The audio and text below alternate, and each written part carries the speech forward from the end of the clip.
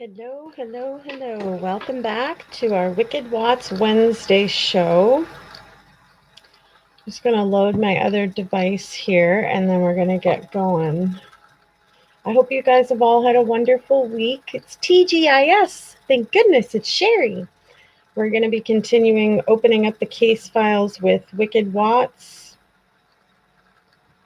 Christopher Watts in Weld County, that annihilated his entire family. So today we're going to get into hearing his words because we did do a lot of discussion on the entire case and its authenticity as far as the truthful information that we, the public, may have gotten or lack thereof. So I've been okay. Hi, Angela Spivey. Welcome. Thank you for joining.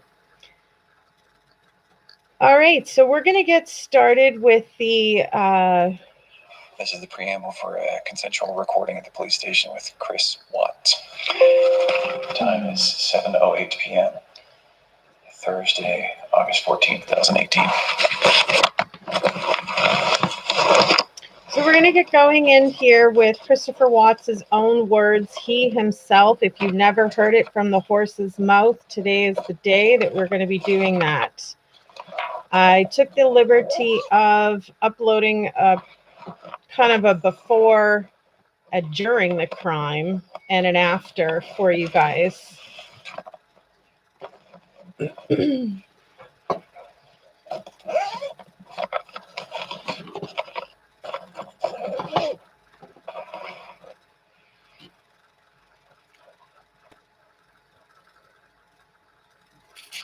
I hope you guys have all had a great week. It's Wednesday.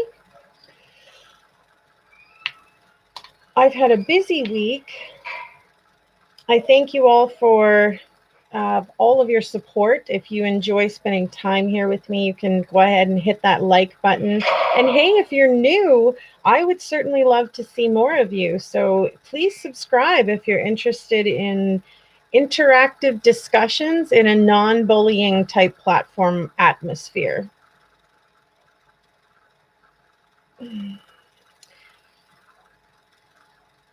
If you want to be notified of all my posts, folks, you'll have to hit the bell for the notification, but there are a few options in there. So you can select the all, you can select some, you can select minimal notifications.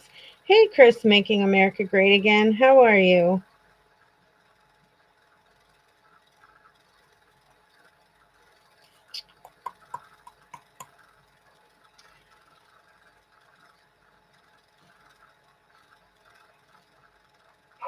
I'm going to put my email address in here for you guys because if there's any stories that you would like me to cover and you would like to hear more about, I would love for you to send me an email and let me know. We have discussed this in the past, but it was just kind of in the chat here, and I found it to be a little bit difficult to stay on top of if I hadn't written it down and stuff. So there's the email, y'all, and thank you, Chris. Aside from my chronic pain and depression today, I'm doing all right. I got my party light today, guys, and the 3-wick candle was an extreme disappointment. I was bewildered to find out that, in all honesty, they don't even make them anymore, and they stopped making them years ago. But that's because I was an older consultant that I remember them. So after ordering what I ordered as the 3-wick, you guys, it was like a quarter of the size, and I was really disappointed. And it just jogged my memory back to the time in my life when everything fell apart, and I ended up losing a lot of that party light. When my daughter's father didn't pay the rent bills while I was at work, we all got evicted and kicked out. He had hidden letters for months, and I had party lights stocked to the max. I mean, I had a whole armoire with like 5 shelves in there, you guys, that was so full that I had stuff on top of it and on the ground beside it. That's how much party light I had. Do you know how many 3-wick candles I had? Like at least a dozen, at least. And for, I didn't take any of it with me because I really didn't think that that was very important in the time of what was happening. So that flashback to that time in my life where everything fell apart and I was left with nothing in a sense, really hit me hard again today. So I was crying and it was just a really hard time for me. So other than that, we're staying positive and moving right along. Can't stay stuck on the things that are completely out of our control, right?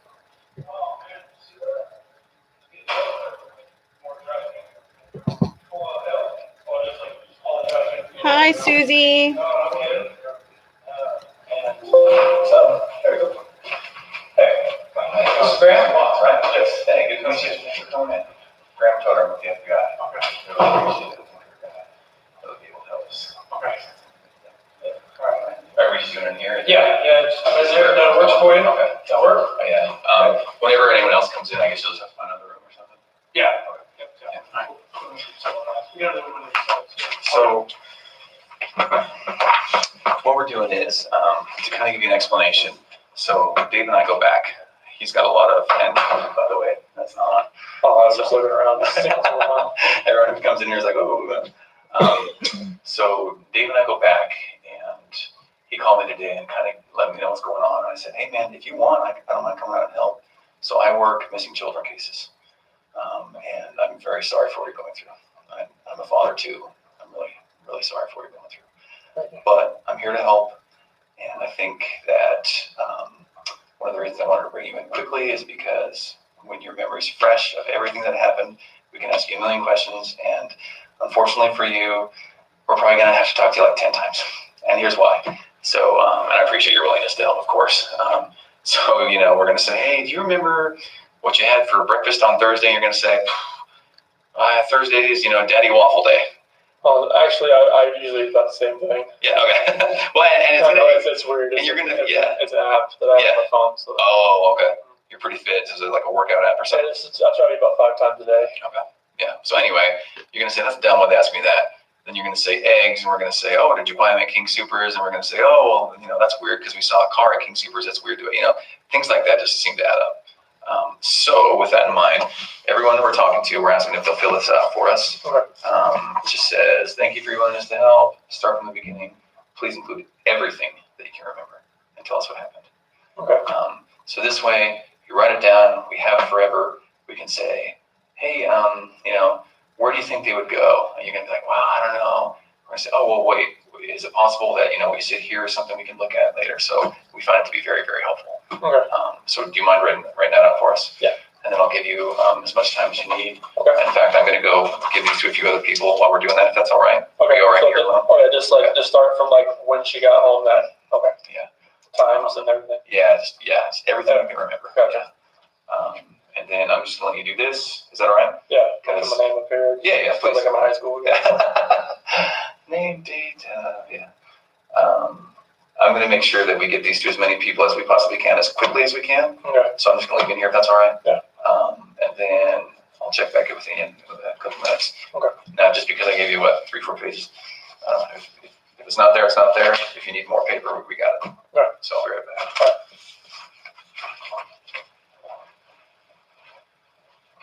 All right. Oh boy, they locked me in. Oh no. Oh, there we go.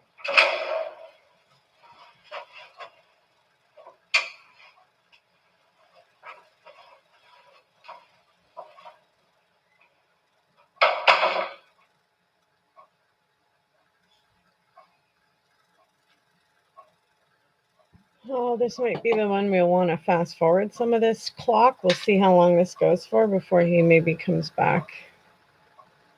This was his first interview. Pretty sure they left him in here to sit for quite a while at some point. So, oh, I'm pretty sure he's not going to stay fit, Susie.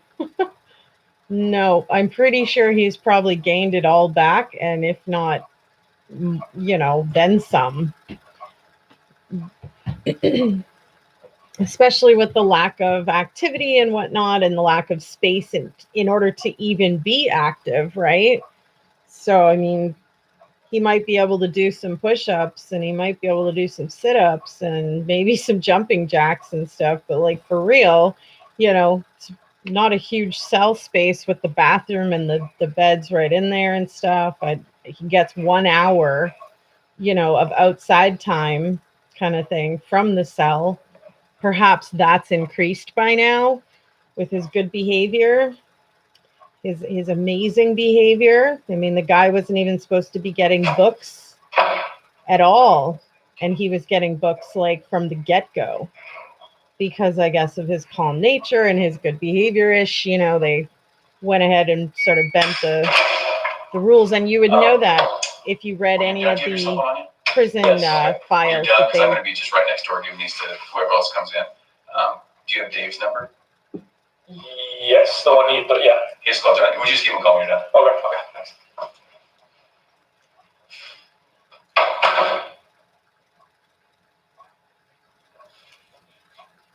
Yeah, the prison sheets actually dictated everything that they do with each prisoner kind of thing. So those were released, and you can see that he was given books.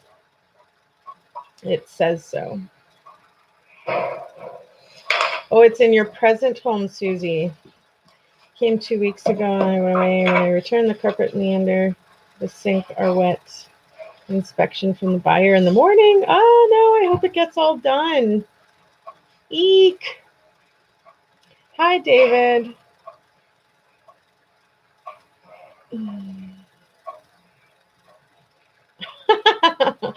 Yeah, I'm not that tech savvy that I even know how to do that right now. I know there's a button that you can do a picture-in-picture, and I'm not sure if I would have to just plug in my camera and turn it towards me. I'll have to give it a try, like when I'm by myself kind of thing, and when we're not doing Wicked Watts Wednesday, right? You're funny, Billy. A fresh game of naked leapfrog. Ay, ay, ay.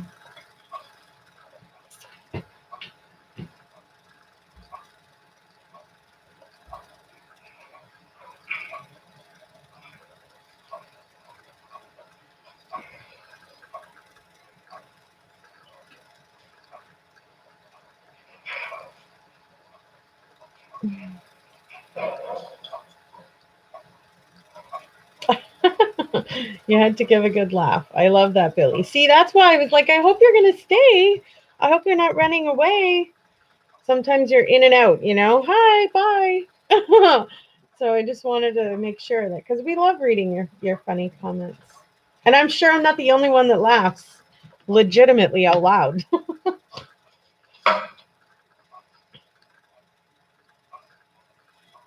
That's awesome. The more the merrier, I say.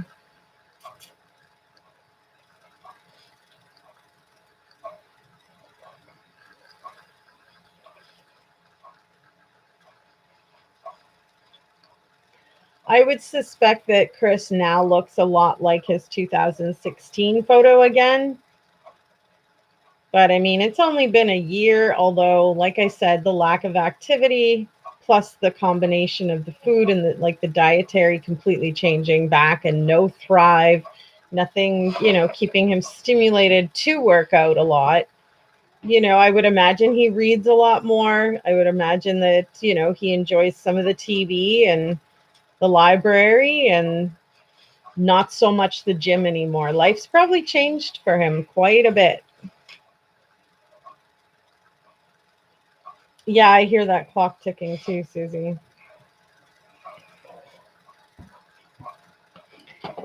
Let's see if we can't advance this just a smidgen, eh?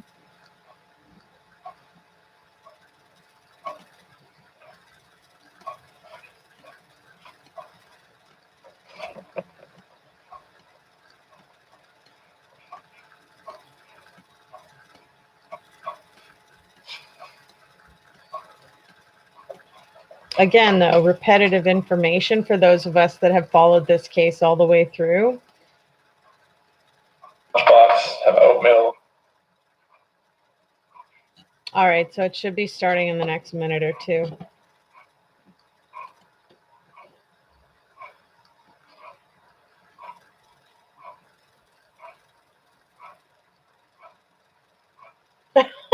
Billy. Yvette says, I can't imagine being alone in a room with a loud ticking clock. I wonder if he's even conscious about it, or is his mind just wrapped around and racing around trying to be able to cover his tracks in a crime that he's already been figured out on? Because let's not forget that Weld County and the officers immediately got the Anadarko truck GPS coordinates and were able to get that drone out and fly it over the Survey site. And they had already very much located Shanann. They didn't know it was Shanann, but I mean, the sheet was a complete sign of something in the middle of nowhere. And, we knew that Chris had been there, so did they. And it was just a matter of getting him to say it, I had actually complimented that aspect of the investigation quite thoroughly because I thought it was very well exercised and very smart. I'm going to sit next to you so we can look at it together. I'm not impressed that we're getting ass backwards information, though, and what seems to be like not told the truth. Somebody saw something. Somebody knows what these kids are. And I keep saying kids. I'm sorry. Kids. I should say, I work these quite a bit. And so tonight, if I make one of those mistakes when I say kids instead of your wife and kids, I apologize. We work it a lot, and so I apologize if something comes out wrong or anyway. So I know you're going through a lot, so we're not going to keep you here all night. Can we go through this? So, okay, let's see here. 148 doorbell detected visitor. What does that mean? So the doorbell has a camera on it. When you get up to a certain proximity and when you ring it, it detects a visitor. Okay. People are already distracting me out here. Oh. So in fact, why don't let's do this. So I work a lot of stuff like this in bank robberies, and when I talk to a witness of the bank robbery, sometimes I find it best for them to just say, tell me what happened, get it all out, and then once you get it out, let's go over it. Okay, so just get it all out as far as this. Tell me exactly what you remember, and I'll take notes about where we can go. Okay. So this 1:48 a.m. Let me back it up. Let me switch chairs. That's when they come knocking. Knocking. I gotta use that key. Do you need more water? No, I'm fine. Brought you Gatorade. Oh, thank you. All right. So 1:48 a.m. Doorbell detects the visitor. So when we were over at the neighbor's house that next day, we were looking at his camera as well, and it didn't show anybody walking up to the driveway, which was kind of weird. That's the only reason I put that on there, because it showed Nicole dropping her off, but nobody actually walking up to the house. It was kind of weird, but she was in the house. Okay. So, and what time are we talking? This is still 1:48. Okay. So 2 a.m. Shane gets into bed with me. 4 a.m. That's when my alarm goes off for work, and I proceed to get dressed, brush my teeth, everything I do upstairs. Okay. About 4:15, that's when I get back, slide right into bed next to her, and start having a conversation with her about putting the house up for sale and talking about actually proceeding with the separation. Okay.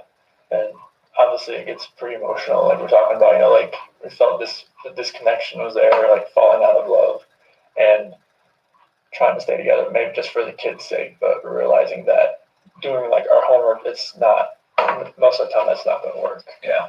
And it gets pretty emotional because we have 2 beautiful kids and we have one on the way. So it's just a matter of it was very emotional. We were both crying, and at the end, we just said, she said she was going to take the kids to a friend's house for the day. She would be back. Okay. I was like, okay, it's fine. And so I went downstairs, made my protein shake. It was 5 a.m. That's when I did that. Okay. Packed my lunchbox, had my oatmeal, chicken, filled my water jug up. 5:15, I went outside, backed my truck up, was loaded up. Had my book bag, my lunchbox, computer, water jug, my big clear container. I put big clear containers in my truck so it's easy just to pull out, pull in, just depending on what I'm going to use. My O-ring kit, and I knew I was going to do some stuffing box rubbers that day, so I got some various open wrenches from my toolbox, and I know those would work better than the ones they would give me. Okay. 5:30, that's when I went to work. Okay. And I hadn't heard from Shanann for about 2 hours there. So at 7:40, I texted her and asked her if she could tell me where the kids were, if she took them anywhere. Okay. Nothing. Okay. Let's see. At 12, I texted her again to call me. Nothing. And then about 12:10 p.m., that's when my doorbell visitor, another visitor, and it popped up on my phone, and it says it was Nicole. And I put it on my phone to see if she's just trying to get in or whatnot. And I hear like she's on the phone I could hear her all through my phone saying she was trying to get to Shanann. So that's when I called her. Yeah, I called her at 12:20, see what was going on. She told me that Shanann hadn't responded to any of her calls all day or any of her friends' calls all day. Okay. And that's very strange. Just because, I mean, if she doesn't get back to me, that's fine. You know, unless she gets busy with the kids or whatever. But if she doesn't get back to her people, like the people like she works with direct sales. Okay. So if she doesn't get back with them, that's strange. Is she the type to answer the phone?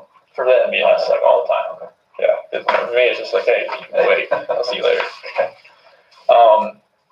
So about 12:40, a few more efforts from Nicole to reach her while she's there, like outside the house. Mm-hmm.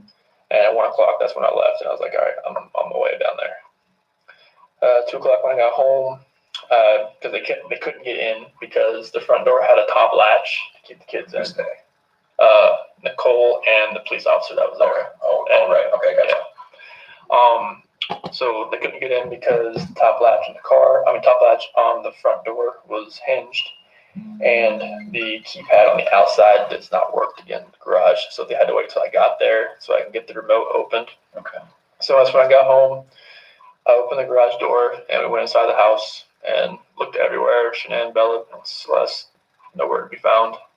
Shannann's wedding ring's on her nightstand. Her phone's still on the couch. Her purse is still there. The medicine for the kids is still there. The car and the car seats are still there, and there's no sign of them anywhere. Okay. 3 o'clock. The police officer, detective, Howard, right? Yes. Okay. I butcher his name every time. They're asking Nicole and I, questions about where she could have gone or who she could be with. At about 4 o'clock, the police officer that was there, he was checking neighbor security footage. At 5 p.m., the same police officer, detective, and then a sergeant, another officer, they showed up and they searched the house again. About 6 o'clock, I've been calling around to anyone that that may know something, called hospitals and hotels. 7:30 is my friend Nick and Men showed up to show support, and from then on, it's his friends just showing up. Shows Lauren, Dave, Jeremy, and 10 o'clock is pretty much where I laid down, but I didn't go to bed till probably like 2 a.m. just because I was fielding texts and calls all night. And I was just hoping that, I left all the lights on in the house, I was hoping that I'd get a knock on the door. But yeah, she's back. Yeah, but nothing happened. What do you think happened? At first, I really thought maybe she was just at somebody's house, just decompressing. Just blowing off steam. Yeah. But after today, like with the onslaught of all the cars, all the police cars, all the news, all the canine units, it's making me lean the other direction about someone took her. Okay. But it's just, if someone took her, it would have to have been someone she knew. Because there's no sign of anything like being disturbed, broken. Mm-hmm. But like that's the way I'm leaning now. At first I thought for real she was just decompressing somewhere. I thought she was safe. Mm-hmm. Even though everything in the house was left there. But now it's just after the day with the news crews and everything, it feels more the other direction. And it's freaking me out. Because I have no idea where they are. Okay. If you could think of anything that we could do to find them, what would it be?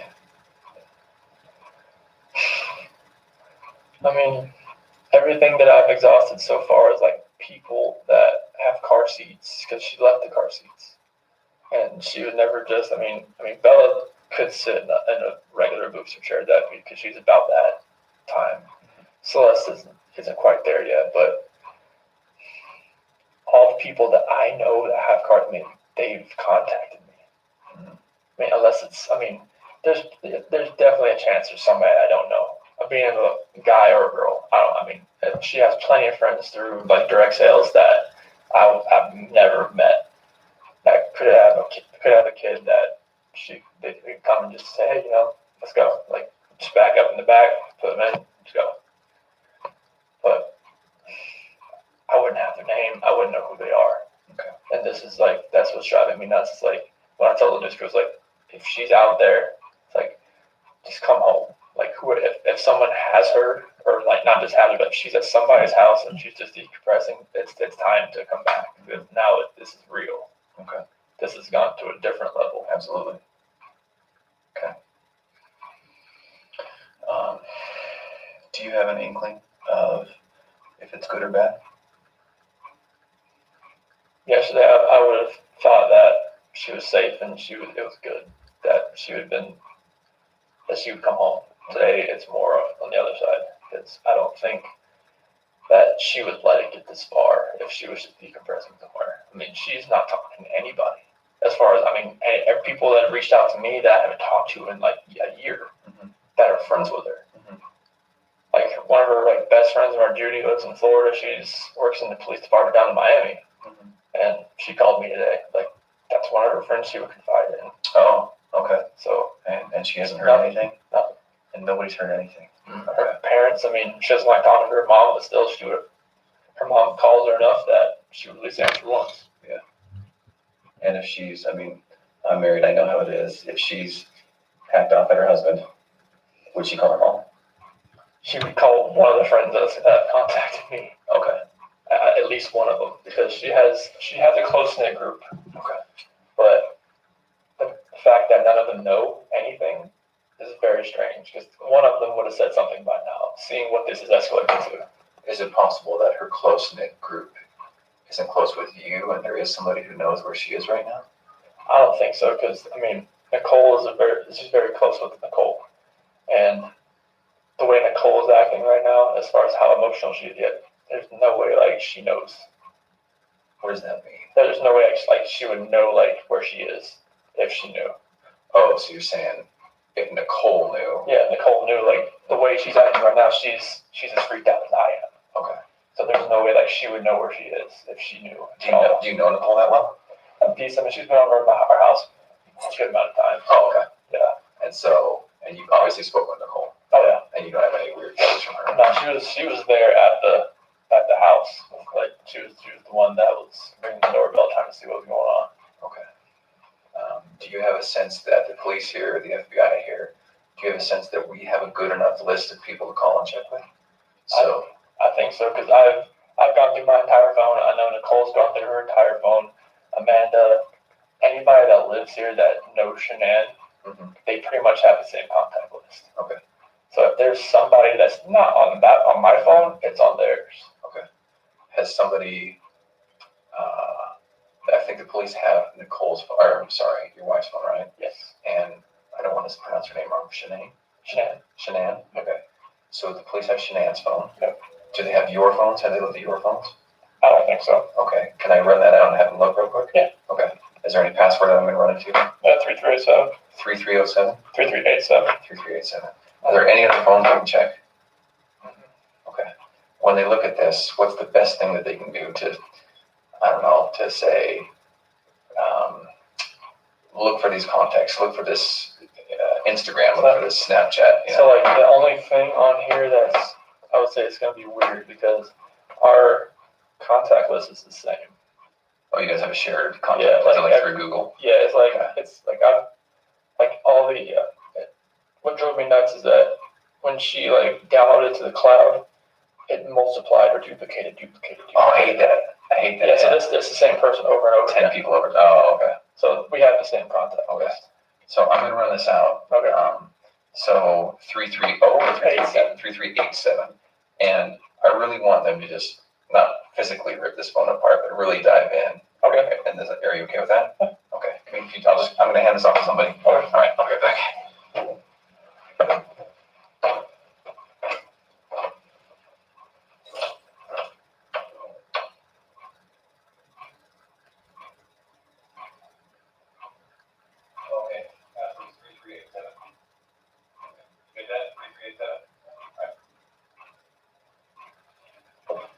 Are there any other phones at home we can look at?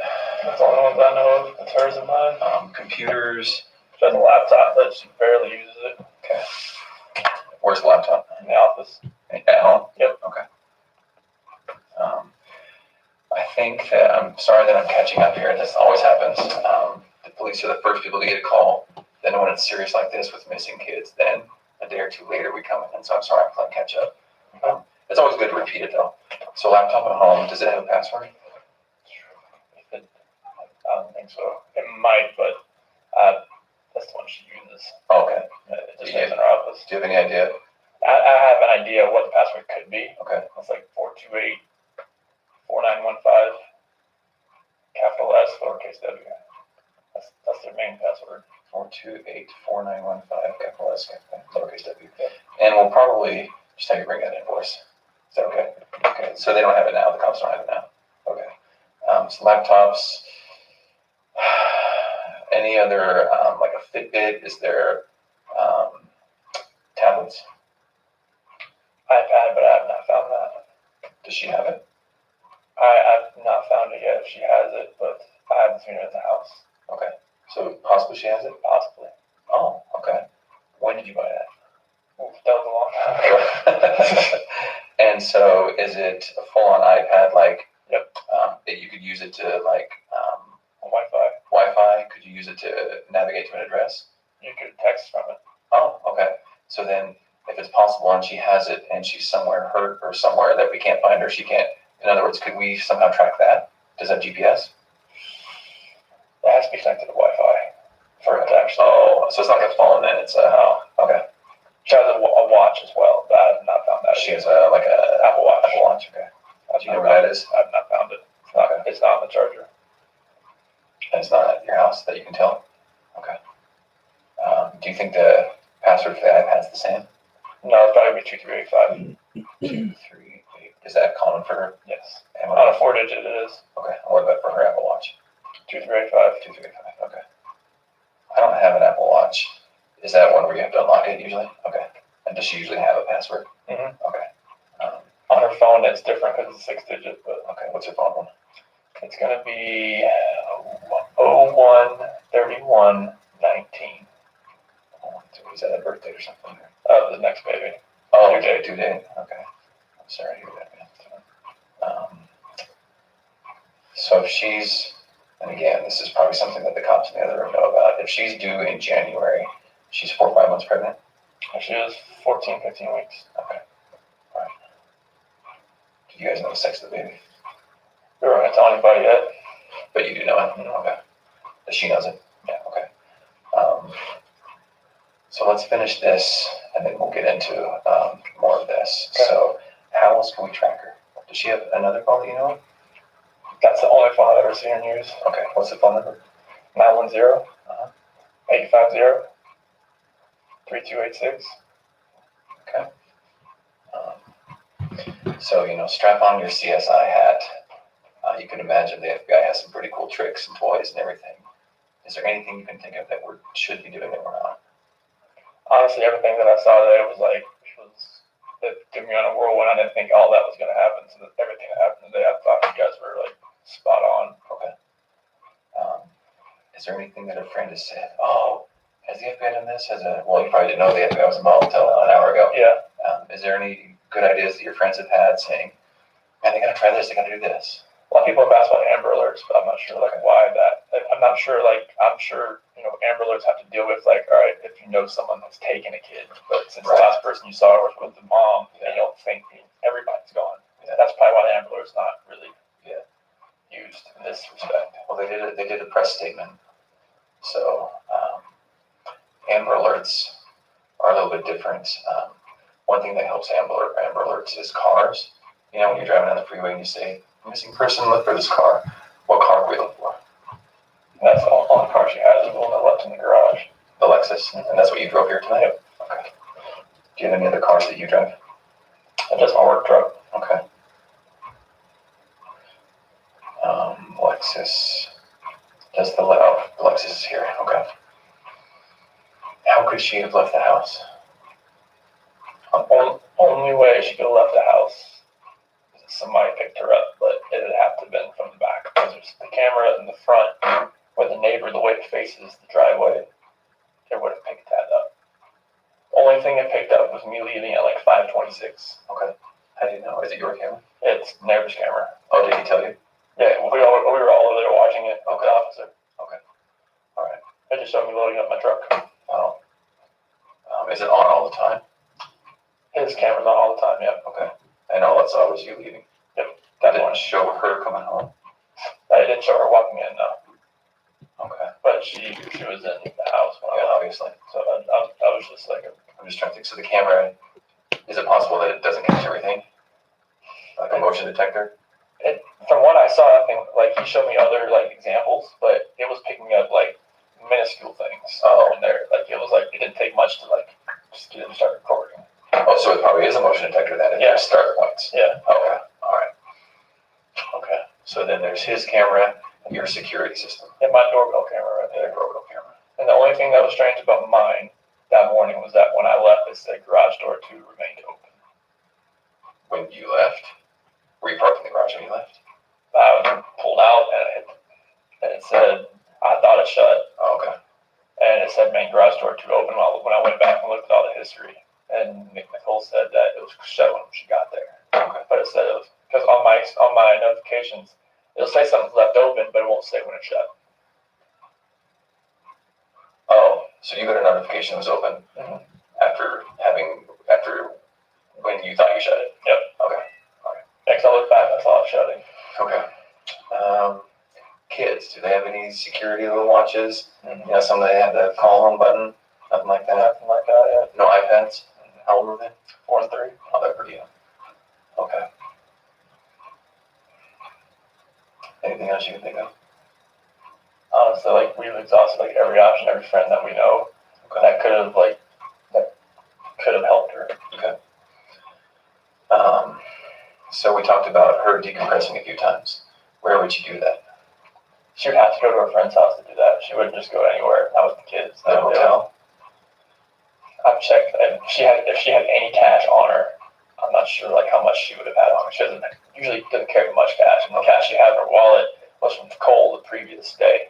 From who? From Nicole. Oh, okay. She told me that was the cash she gave her. Okay. So I went and found her purse. For what? I'm not sure. She didn't tell me. Okay. But that was all the cash she had in her wallet. And is that still at the house, you said? Yeah. Okay. So is her license in the law? Yes. So she's got no cash that we know of, no license, no phone. Anything about the clothes in the closet, the hamper, the drawers that makes you think she packed some boots, she's going to the mountains? Like she has so many clothes in that closet. Like it'd be hard to really tell if she took a little amount. If she took a big amount, it'd be pretty obvious. But like a little amount, it would never come out. Okay. All right. She has like say like that whole wall, and then the bottom, and the other side. Okay. If you take this room, it's about the size of it. A woman with a lot of clothing? You know what I'm saying? No. Okay. Shoes, anything about the shoes that you think? She has a whole shoe closet.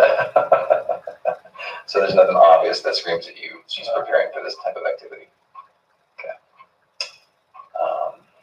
And the kids' clothes too. There wasn't enough that was there that I saw missing. Okay. So, all right. So I know it's hard to talk about. You mentioned that there was a hard conversation the two of you had about separation, your marriage and separation.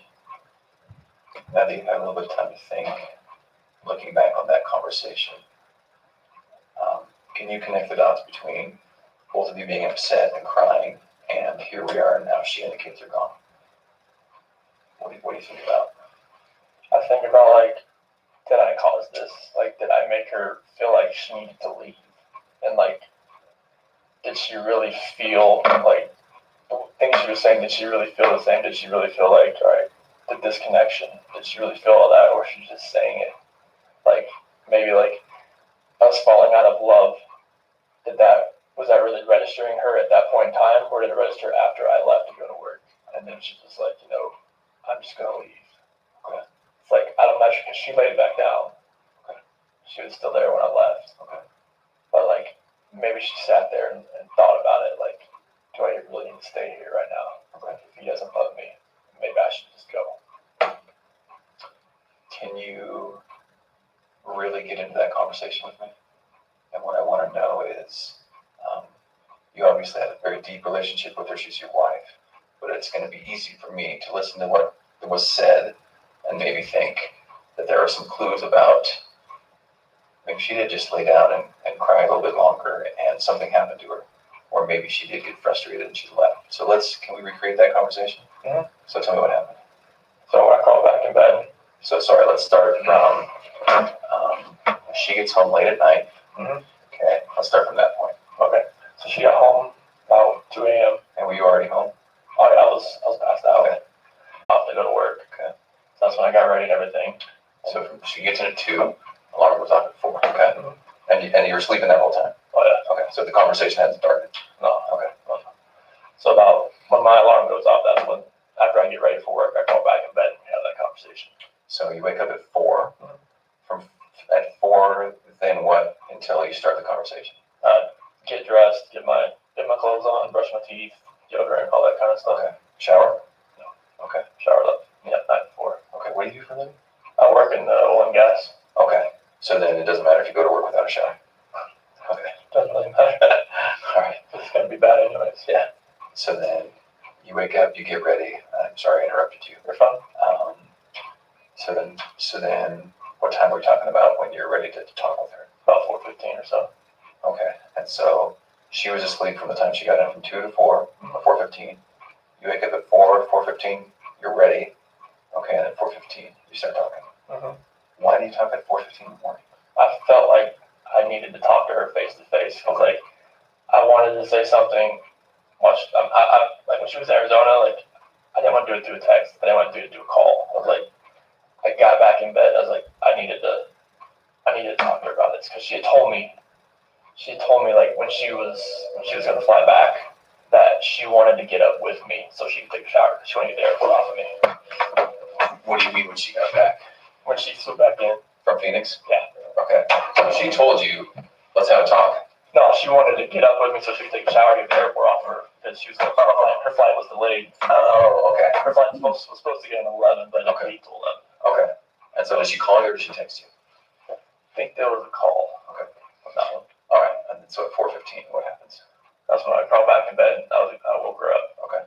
And then I proceeded to talk to her about how I was feeling, about how I felt like what's been going on with us for the last, what she's seen like last 6 weeks because she was in North Carolina and I was down there just the last week. But from just being apart and just like figuring out who people are. It's like the best way for people to really find out who they are is to spend time apart. I agree. And it's kind of just like you can just see yourself. And then on the last week, that's when I went back to North Carolina and I was there for the last week there. Okay. And when we were together, we could feel like it wasn't there, that spark. Mm-hmm. I know it's kind of cliche, but that spark wasn't there anymore. Mm-hmm. And on that night, I woke that morning, early that morning, I told her, like, the disconnection, it's there, like, it's not going away. Like, the connection we had in the beginning, it's not there anymore. It's like, I don't feel like the love we have is there anymore. Okay. And it's just like, I don't feel like, I mean, if we want to stay together for the kids, I'm not sure if that's going to work.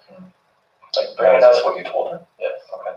Like, having another baby, bringing us in this relationship, do you think this is going to work with us being together? Or separation, I think, is going to be the best possible route for us. And that's when, like, all the crying and everything proceeded. And it was very hard just to talk about that. Mm-hmm. But I needed to do it face to face. Okay. And I needed to see her face, like, while I did it. I couldn't text, phone, whatever. I needed to be face to face and be able to see her and know that she was going to be at least reciprocating back to me. What did she say?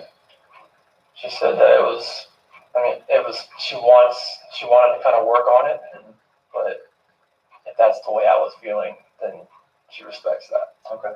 And she said that most of the time when you have kids and you have a relationship where people like they don't love each other anymore, they fall out of love, this connection, that having kids, even bringing a new baby into the equation, doesn't always work as well as keeping the couple happy and the kids happy. It's like it almost is like better if parents yours on different sides. Yeah, you don't want to spend your whole marriage disliking each other and faking for the kids. Yes, that's one thing. Okay. Is that accurate? I don't want that's totally accurate. Okay. I mean, you don't want to be the people parading around with like a mask on when the kids are around, and then when the kids go to sleep, you just go your separate ways. Okay. Like that's what I don't want. Okay.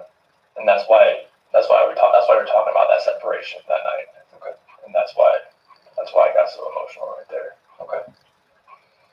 Emotional for you too? Oh yeah, I was bawling my eyes out. Okay. So then, as a result, how long did that conversation last? It lasted so about 4:15 when we started. We talked about the house as well. Okay. What did you say about the house?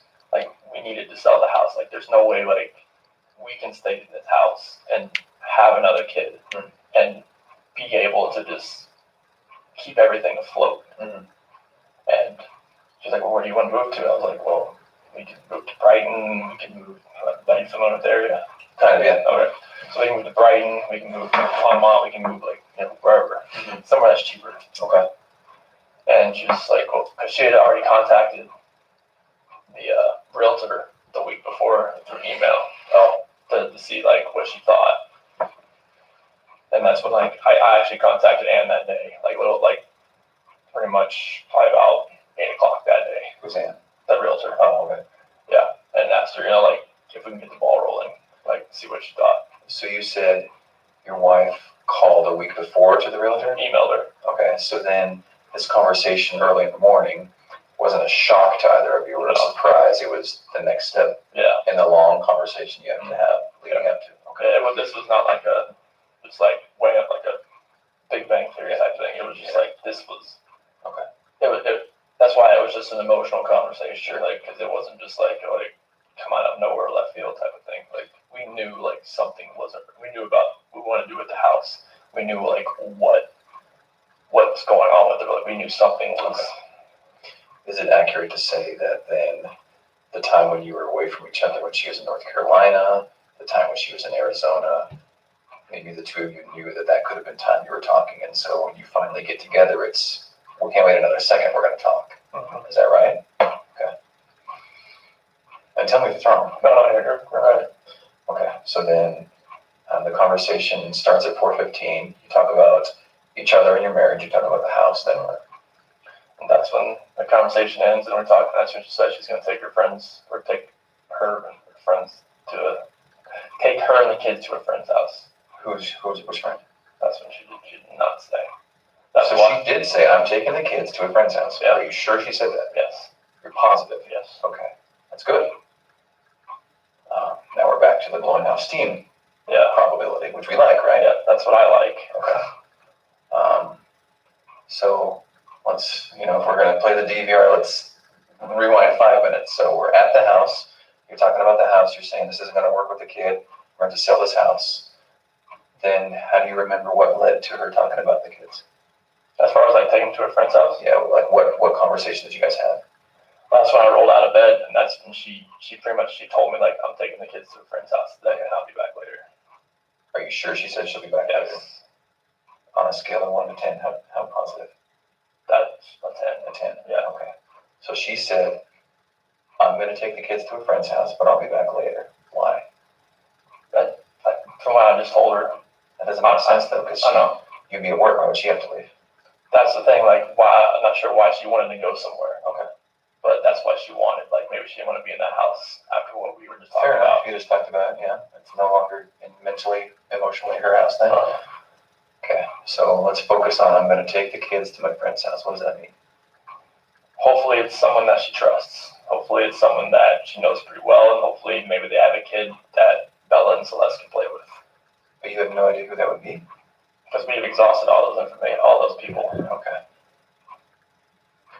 Does that surprise you? Because I don't know your wife, but maybe that's something that's in her wheelhouse. Does that surprise you that she said that and did that? It doesn't surprise me that she went somewhere.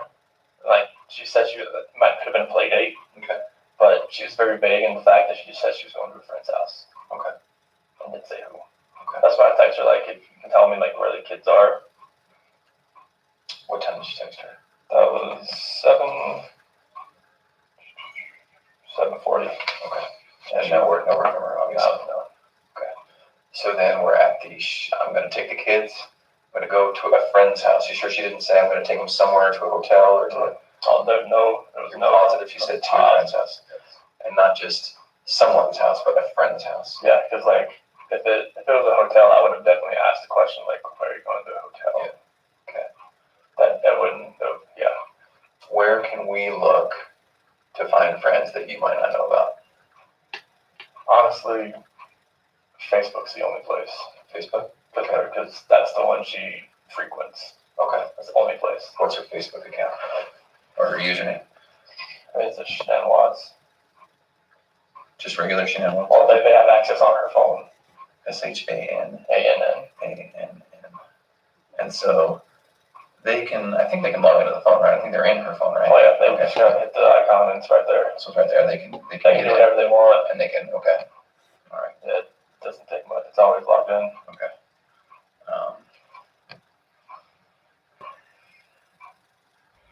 Doesn't she do something online? Doesn't she have an online presence or something? It's with Thrive, the direct sales business. Is that like her job? Yeah. So it's called what? Thrive. Yeah. The company's called LaBelle, but the company's called LaBelle. LaBelle? Yeah. LE-VEL. LE-VEL. Okay. Yeah, but the product's called Thrive. Okay. What is it? It's probiotics, prebiotics, vitamins, minerals. It's all plant-based stuff. It works very well. Dietary, supplementary. Okay. What does she do for them? She's a promoter. Okay. Sales? Yes. Okay. Is this I think I've heard of Thrive. Is this like you try to sell it personally to people you know? Okay, so she doesn't have a storefront that she works at? No, it's all cloud-based. Okay, home-based. She can work from home. I can work anywhere. And so where would be a list of contacts at Thrive that we could go start talking to people? Oh, we've already gave them all to them. Like everybody that she contacts through Thrive, they have them in that phone. Please have that? Yep. In that phone? Mm-hmm. Through what? An app? No, just like all the people that she contacts throughout the day. Okay. Like from Addie and Sam, and they're all in there. Addie and Sam, where are they? Addie Maloney, one of her leaders back east. Okay. Sam Paisley, another leader. Someone who's supporting her sales. Yeah. What about people because she's in sales, what about customers she tries to reach out to she doesn't even know? How does she do that? Messenger. You message strangers? Either it's her Facebook page is I guess it's public. Okay, so she has friends on friends Facebook that might someday think that they want Thrive that can reach her. Mm-hmm. How else does she do it? It's mainly just through Facebook. Through Facebook? Yeah, like if she has any, she might do it on Instagram every once in a while. She'll like sync them both so that it goes to both. But Facebook and what was it? Instagram? Yeah. Okay, what's her Instagram username? I have no clue. You have no idea? No, it might just be Shanann Thrives. Shanann with the underscore and Thrives. Okay. So you don't do Thrive? I do, but she kind of runs it. Okay. Do you do it separately from her then? It's a different team, but I'm under her. Okay. It's like she signed me up under her. Okay. So whatever I do helps her. Right. Okay. What else are we not thinking of? So let's continue with I'm going to go to my friend's house. Then what happens? That's when I go downstairs, make my protein shake, get my lunch, everything ready. Because you're not going back to bed at this point? No, I gotta go to work now. And this is somewhere near 5? 5:15. Okay. And then that's when I go out, get my truck, load everything in it, and 5:30 I'm or about what the neighbors think said about 5:26 I'm gone. Okay. And she's still at the house then? Yes. Are you sure? Yeah, she never came back downstairs. And explain your house to me. Do you leave through downstairs? I'll leave. Go downstairs and leave through the garage. So then this conversation happened upstairs? Yes. In the master bedroom? Yes. Okay. And you're sure she didn't come down? Like, once I was in the garage, so I didn't see anything after that. Did you see her car in there? Yes. Okay, and you left when her car was in there? Yep. So it's clear she's in there. I'm just trying to determine if there's any other time she could have disappeared. And then, so from 5:30 then, what? That's when I went to work. Okay. All right. And 7:40 is the next time I texted her. And why'd you text her then? I hadn't heard from her, and I was just seeing if she knew, like, or just seeing where she went. Texted Shanann, right? Yeah. Shanann? Yeah. And asked if she could tell me where she was taking the kids. Oh, okay. So at this point, it's 2 hours later, and you're thinking, I wonder where she's going. Yeah. Okay. And is that text on your phone? Yes. Okay. Then all the way, what happened between 7:40 and noon? I was working. I was outside working. Okay. Noon, texted Shanann to call me, and that's going to be on your phone too? Okay. 12:10, doorbell visitor. That's when Nicole was at the door, and it pinged on my phone. Okay. What's she doing there then? Oh, then 10 minutes later, you called Nicole to see what was going on, and she told me she couldn't get a hold of Shanann either, and that her shoes were next. Whose shoes? Shanann's shoes? Yep. Were next to the door, and her car was in the garage, next to the door, inside or outside? There's like a little small rectangular window next to the door. Okay. You can see right in there. Does that mean anything to you? Does Shanann or her shoes always by the door? Oh, yeah. Okay. So when you come in the house, does she usually come in the front door? Most of it, unless she drives in. Okay. Then she goes into the garage. Okay. That was just from the previous night when she came in. Oh, okay. So then, let's think about this for a minute. If she comes in, drives in with, what's your other car, Lexus? Yep. She drives in the Lexus, comes in. She comes in the garage door that way if she drives in the garage. But since Nicole dropped her off that previous night, she came from the front door. Oh, someone else is driving. The Lexus is already there. Yeah, Lexus is already there. Okay, so then that makes sense. Yeah. Okay, so you see what we're trying to do? We're trying to be like, did she walk out or was she taken out, right? Yeah. Okay. So then it makes sense that her shoes are still right there. Mm-hmm. But she's obviously not wearing those shoes. Okay. All right, let's keep going. 12:40. A few more efforts to find Nicole to reach her. How do you know? Because that's when she was still at the front door, and I was to reach her at the front door. Yeah. Okay. 1 p.m. I'm now on my way home to check on my family. Is that just because you're worried based on the conversation from Nicole? Had the police contact you by then? No. Okay. 2, I arrive. Sorry, go ahead. But Nicole said she was probably going to call the cops. Okay. All right. Now, so it sounds like Nicole's pretty worried. Mm-hmm. More worried than you. Well, so once she couldn't get anything out of her and nothing was going on at the house, I was like, all right, I got to go home. But it sounds like Nicole was more worried. Yeah, because if she doesn't text me, I understand that. Okay. Sometimes that happens. Okay. But for her not to get back to her direct sales group, that was very unorthodox. Okay. And you had a pretty tough morning with her. Yeah. So she's, again, decompressing, as Yeah. you said. So it's okay that she's not texting you maybe, but you're going to come home and check just in case. But Nicole's freaking out. Mm-hmm. Is that right? Yeah. And I'm walking myself through this. You tell me, no, that's not what happened. No, she was for her not to get back to her friends like that, that's not normal because she'll get tons of text messages throughout the day from direct sales. All right. If she doesn't get back to me, I just assume that she's busy. Okay. I'm now on my way home to check my family. 2 p.m. I arrive home, open the garage door. How? I have my button. Okay. It's in your truck? Yeah. Okay. And get inside the house. Shanann, Bella, and Celeste. Who are Bella and Celeste? That's with my kids. Okay. Oh, are not in the house. Oh, okay. Shanann's wedding ring is on her nightstand. Her phone is on the couch. Her purse is still here. The medicine for the kids is still here. The car with the car seats are still here. There is no sign of them anywhere. Frederick police officer and detectives are asking Nicole and I questions about where she could have gone or who she could be with. How did that go? Yeah. I mean, we tried to go through from what we could gather, where she could have gone. Okay. As far as because what we saw in the house, it didn't really make sense. Okay. That's when we're just started to look through the phone and just kind of call around. And once we found the phone and Nicole knew what the passcode was, just kind of load it up and see what transpired. And obviously there was 50 something text messages that came that was like popped through. Okay. All right. Because the phone was off. Okay. What do you mean the phone was off? It was off. When you found it was off? Off. Was the battery dead? No. What do you make of that? I have no clue. Like, why was it off and why was it not with her? It's weird, right? Because if you're saying that she does a ton of texting and marketing and sales and calling certain people back, okay, how would it turn off? You'd have to turn it off. Okay. Because it wasn't dead. It was like 50% or so, I Are you think. sure? Okay. And it was on the couch. What do you make of that? So, usually it's not right by her nightstand. Okay. That's usually where it always is. Nightstand in the bedroom? Yeah. Okay. Anything else about that? No, that is weird that it was sitting like on the couch cushion right there. Okay.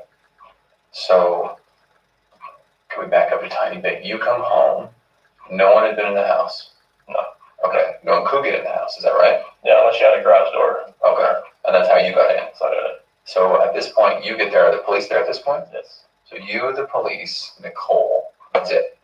Her son. Her son, what's her son's name? I think it's Nick. I think his name's Nick. Nick. And so you and Nicole aren't besties per se. You and Nicole. Oh no, like we're friends, but yeah, my wife and her are really good friends. Okay. And so Nick, you don't spend much time with Nick? No. Okay. Why is Nick there? He was just with his mom. Okay. Is there anything weird about Nicole and Nick? Not that I really think of. Do you think anything about your wife not being around has anything to do with Nicole and Nick? I would hope not. I mean, like, Nicole is one of her good friends.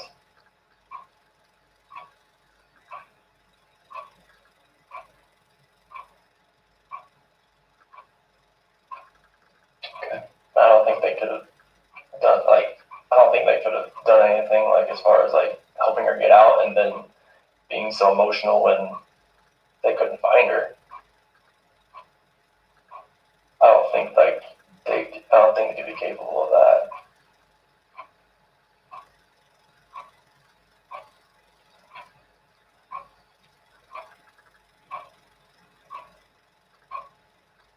Okay. So then they're at home. Police officers there. Then walk me through that. So as we go through the house, we're Do all you immediately go through the house? I open the garage door and I just go into the house. I'm looking, like I just go in the garage door and I'm looking. Is the police officer saying, "Hey, let me talk to you for a minute"? No. No. Okay. What's the vibe like? I go up there, shake his hand, but I'm like opening the garage door at the same time. Okay. And then I go through, and then they're waiting at the front door. I go in, open that up, and then they come in. Oh, so they didn't go in the garage door with you? Okay. Well, they went in the garage. They didn't come in the way I did. All right. So then everybody goes in. Okay. And then what? I run upstairs and I look in the bedrooms. Okay. And because that's where she would be? That's where I would expect. So is this a standard house? Upstairs bedrooms, downstairs living area? Yep. Okay. There's one office downstairs. Okay. And then so then upstairs, then what? I'm going to Bella's room, going to Celeste's room, playroom, master bedroom. I'm looking everywhere, like bathrooms, and nothing. Okay. And then like found the wedding ring right there on the nightstand, and then right Liar. there. Yeah. Okay. Is that weird? She only takes it off if she covers her hair. Okay. And she'd already covered her hair like the week before, so Okay. that was just like probably a result of our conversation. Oh. I would think. Okay. And then Nick finds her phone on the couch. And why did he find her phone on the couch? What's he looking for there? I don't know, he was looking For clues. Clues, just looking around too, and it just happened to run across it right there on the couch and on the cushion. So he found it. It's not as though you were calling it to find it. He just found it. Yeah. Okay. Then what? So it was told the officer that we found the phone, we turn it on, Nikki puts the passcode in, because it was a 4-digit passcode before, and it was a 6-digit this time. So Now that's 013119. yeah, She knew her friend's passcode? I didn't, because it used to be 2385, but We should change it to 6. How did Nikki know? Maybe she knew it over the weekend because I'd never seen a 6-digit passcode on her phone. Is that normal to you that Nicole might share her passcode with somebody? I wouldn't think so. Do you know her to have done that before? No, because she's only told me her passcode before. Like her phone's her lifeline. So Okay. Are she close with Nicole? she's decently close. How long do they know each other? Probably at least over a year. How'd they meet? When Shan's mom lived here, Shan's mom worked she's a hairdresser, and Nikki was like one of the managers. Oh, Nicole, sorry. Okay. And then did she not get her hair done there or something by Nikki? No. Okay. No, it was just Shan's mom and Nicole were friends, and then Shan got Nicole into the Thrive, and okay. went from there. All right. So now we're at finding the phone, Nicole unlocking the phone, then what? Waiting for everything to load up and watching all the text messages pop up, phone calls, missed calls pop up, and go from there. And what were they? There was just people asking like, "Are you okay? Where are you?" type things. Okay. All right. Okay. Then what? The police officer, he looks at the phone, just kind of looks through this to see like if anything looks, on any of the text messages, and then I walk downstairs and I'm looking around down there, seeing if I see anything at all. Nothing out of the ordinary. Okay. And then I think that was at 4:00. That's when the officer, I went over to the neighbor's house to see if he saw anything. And whose idea was that? I think it was the officer because he just went over there. And then that's when the neighbor called him back over to show him he had some stuff from the other night. Okay. Show him like whatever he had that put motion on it. Okay. Who originally called the police? Nicole. Okay. And is that the time when you were telling me you're coming home and she's freaking out? She said that she told me she was going to call the police, but I thought, okay, I'm coming home. It's like, let me look through everything. Let's see what's going on here. And on my way home, that's when she called me and said the cops are here. Okay. All right. Okay. Frederick police officer and detectives are asking Nicole and I questions about where she could have gone or who she could be with. 4 p.m. Police check neighbor security footage and question them as well. Okay. Have we talked about that? Is that what we're okay? That's where we're at. Anything else about that? No, it just shows Nicole dropping her off, but her not walking up, and it shows me loading my truck up. Okay. About the time I told you I left. Okay. Officer, detective, and sergeant come by to search the house and ask some more questions. How'd that go? They just had me sign the paperwork to search the house. Okay. And I just waited outside and let them go through the house. There's a missing persons warrant, I guess. Sure. Okay. And did they find any other clues? Okay. Begin calling around to anyone I know that could know something or maybe see Shanann. Calling locals, hospitals, and hostels as well. 7:30 p.m. Friends, Nick and Amanda come by to show support. Okay, so wait a minute. So 6 p.m. Begin calling around to anyone I know that could know something or maybe seen Shanann. What happened there? Same thing, like everybody that I've talked to, it's just like they haven't heard from her, they haven't seen her, nothing.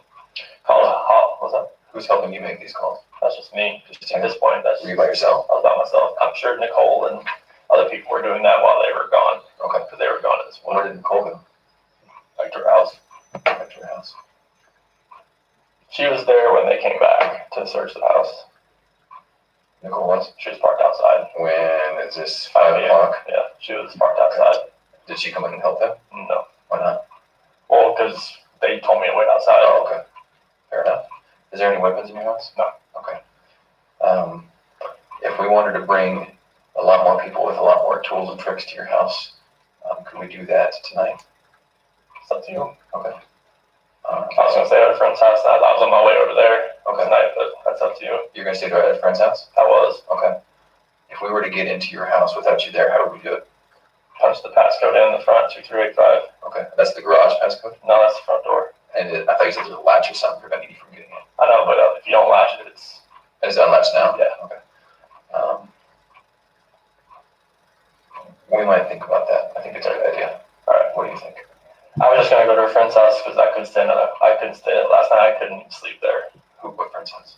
Nick and Amanda. Oh, is that her friends or your friends? They're both our friends. Okay. I run with Nick. Okay. And when you say hers, is that your wife or is that Nicole's? My wife. Your wife's. Shanann's friends. Yeah. Okay. Nick and Amanda.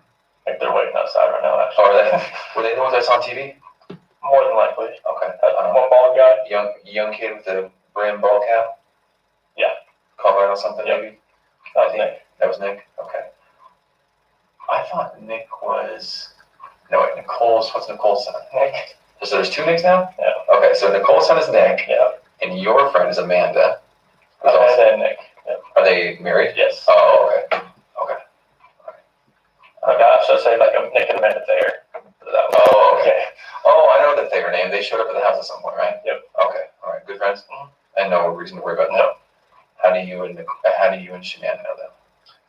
Amanda through Thrive, or actually Amanda was at Primrose at where the kids went to school. Okay. She used to be director there. Oh. And once she left as a director position, when she left to go to a different school, that's when Shanann got her on Thrive and became friends, and me and Nick started running. And that's all right. Friends make American Rush Sport. Friend, is that Lauren Arnold? Yep. Who's that? Shanann's high school friend. Okay. Lives out here. How did she find out about all this? Facebook. And so, did you ask them who and where Shanann might be? Oh yeah, like Shanann, Lauren and Shanann were actually supposed to meet up that day. To do what? To meet up at the house to just pregnancy pal thing. At your house? Mm-hmm. What time? Don't know. Was there any communication about that? Not to me. How do you know? That was the first I heard of it because she said that they were supposed to meet up that day. Oh, when she came over at 8. Yeah. She said, "Holy cow, we were gonna meet together," something like that. Yeah, like when she heard about everything on Facebook about Shanann being missing. She's like, yeah, her and I were supposed to. Lauren said her and I were supposed to meet up and do a little pregnancy pal thing. Is Lauren pregnant? Yes. Okay. First kid? Third. Okay. And so, both their kids. So they were just going to meet up because they're expecting mothers. Yeah, they're probably just going to just hang out. Yeah. I mean, probably haven't seen each other in a while. Okay. I ain't worried about her, though. Okay. Who are you worried about? Anybody that I know right now, like, if they have not told me anything, it'd drive me nuts. It's driving me nuts because, like, there's no way, like, the people that I know that have kids that could have helped her, if she's at somebody's house right now, like, they would have had to say something. But with all this going on, there's no way they could have kept their mouth shut by now. So then who are you worried about? Honestly, like, I can't really say, like, if I'm worried about anybody right now as far as, like, any of her friends that I know. Okay. All of them are showing, like their deep concern about what's going on right now. Okay. And I think, like, with that deep concern, that can't be faked. Okay. So then, who are you worried about? It has to be somebody I don't know, honestly. Okay. The only thing that I can think of is somebody I don't know. Okay. Does your gut tell you that Shanann and the kids walked out or that they were taken out? Yesterday I would have said they walked out. Today I would have said I'm leaning the other direction. Okay. Friends Dave Cologne and Jeremy Lindstrom combined to show support. Who are they? Dave Cologne, when I worked for Ford, he ran an auto body shop. He actually works for Boulder County Sheriff's Department now. Oh, okay. And Jeremy Lindstrom, he worked in the sales department at Ford when I was a tech, and he works in a Ford dealership now. Okay. And Jeremy's daughter just watched the kids over this past weekend too, so we know them pretty well. Oh, what's his daughter's name? McKenna. Okay. Was she the one watching the kids the night before? Mm-hmm. Okay. I saw her name at a report or something. How did that go with Dave and Jeremy? Good. They're just there just to show support, just chilling in the kitchen. Just two of them? Then that's me. Yeah, me and them. And Lauren and all them had gone by then? Oh yeah, everybody else is gone by then. Okay. show support. What are you guys talking about? Just talking about like what could have happened. Like, do you think she could have gone somewhere? Do you think she was actually taken? Like, what is like just random questions like that? And then they're just talking about his other stuff to kind of get things off my head a little bit. Okay. All right. 10 o'clock. I lay in bed and proceed to take calls from friends and family the rest of the night. How'd that go?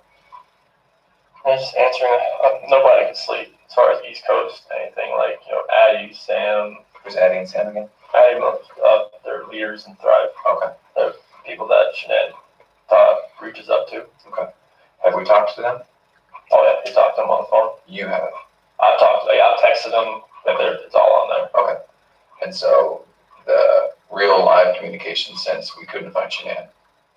Yeah, like that. Okay. Have police talked to them? I believe so. Okay. Just on the phone? Yes. Are they in North Carolina? No, they're like northeast. Northeast what? Like Baltimore. Oh, okay. Yeah, over there. All right. Who else calls? See her mom. Talk to my parents. Talk to my sister.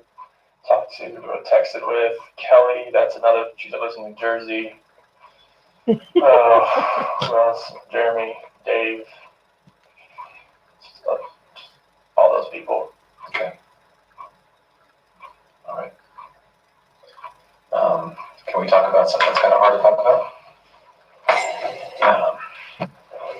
So when I work investigations like this, I have to keep an open mind on everything. Okay. And part of keeping an open mind is listening to you talk about your wife and your marriage. And the day she goes missing is the day that you guys have marital discord. Okay. So you can understand what I'm thinking about you. Yeah. What do you think about that? Makes me sick to my stomach, honestly. Like, I know, like, I've talked to a few of my friends, it's like, this does nothing good on you. I'm like, I know. It's like, if people knew that we were having marital issues, they're going to look at me, especially with the way everything looks. It honestly just makes me sick to my stomach because this is something that I would never do. Ever.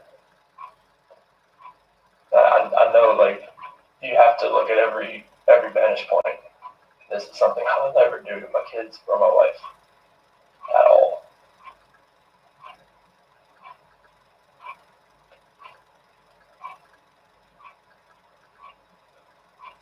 I'm not sure, like, what I could do, like, to make people believe that, just because if they knew we were having marital discord, they would automatically look at me.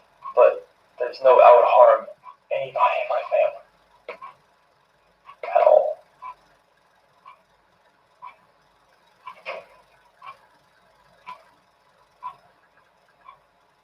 I know we were having marital discord, and we had that conversation that morning, and then she goes, and we have no idea where she is, or the kids. I promise you that I had nothing to do with any of that.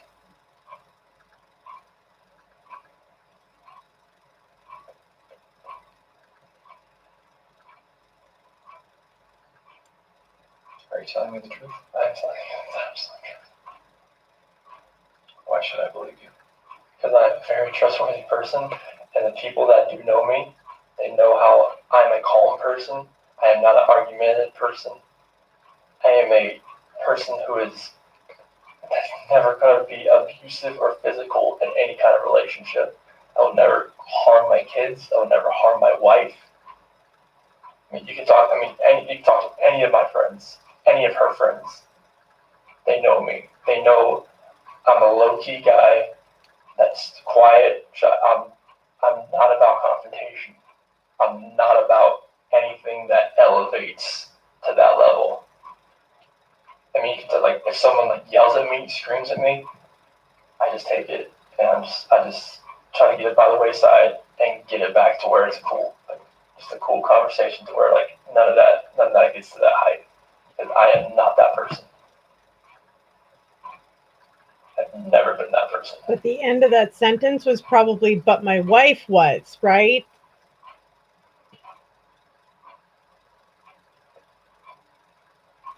I'm not that person, but she is. Okay. She pushed me.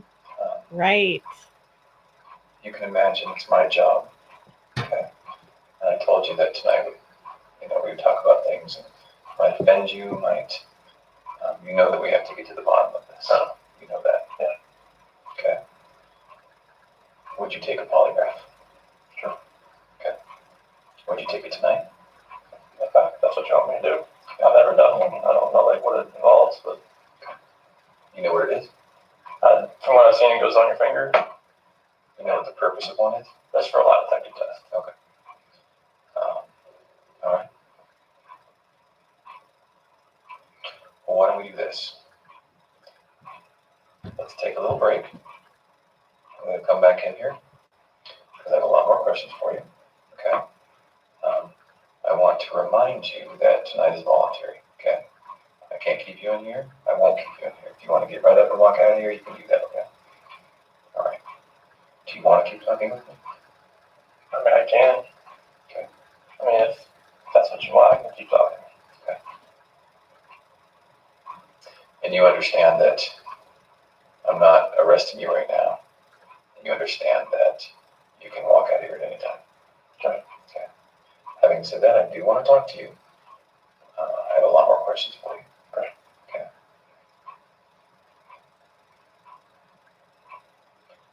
Do you know where your wife is? I don't know what my wife is. Are you telling me the truth? I'm telling you the absolute truth. Okay. Let's take a tiny break. Crazy how Get he some more can tea just in sit his there and restaurant. lie about that, knowing what he Okay. did with his Do own some bare more hands. Gatorade, actually, if you need it. I'm going to step out for a minute. I need to look over some of my notes. And I'm going to come right back in here. I'm not going to be out very long, okay? Okay. All right, I'll be right back.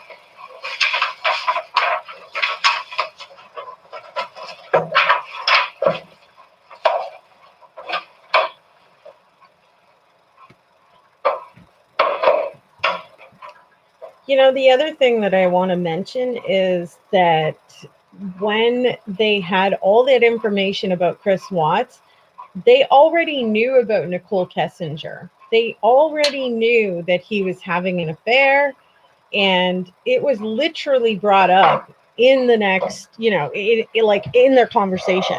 So he knew already, which tells me that there's possibility that they know whether or not Nicole had any involvement, you know? And the fact that we can't get any more information tells me that something, I don't really know what, but it seems like something is being covered up.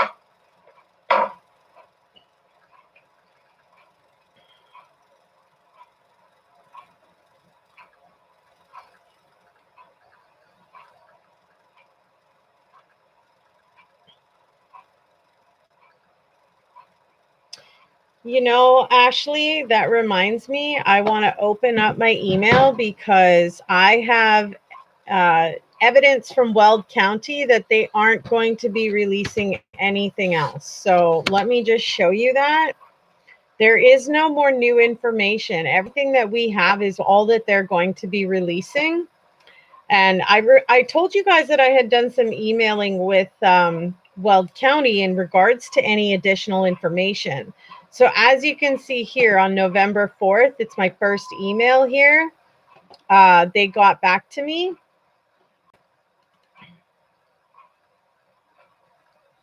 This email is basically states that all the information was already given. Let me go back to the main thing here. Okay, so DA Weld County, and I can't even increase this at all, you guys. Anyways, here it says, Sherry, there has been no new information released in the Christopher Watts case. If you are wanting the original case file that was released several months ago, I can send that if you don't already have it.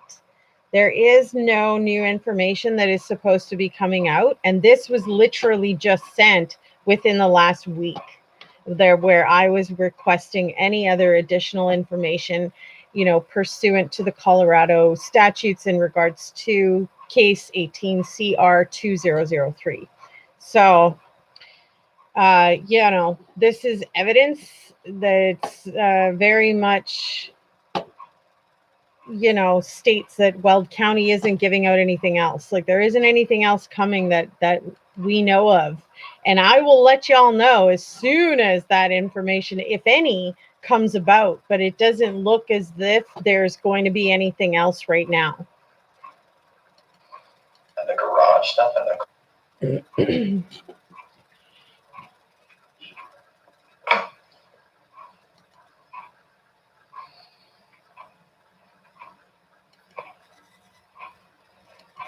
I don't know which picture you guys want to look at.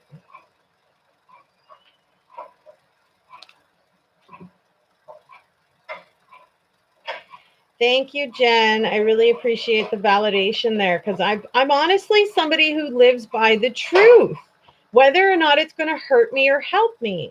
I've done that with my personal life, and I will do that with this life, with the professional side of life as well. In all honesty, in my opinion, this is the professional side of life of what the true stories really are.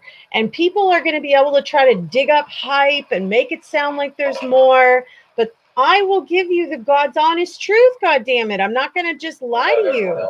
I'm not going to give you hype if there isn't any. So just shuffle people through the other rooms.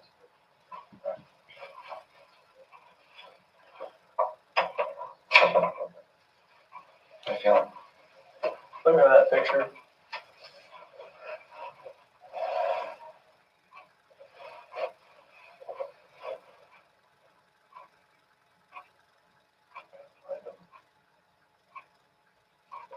God.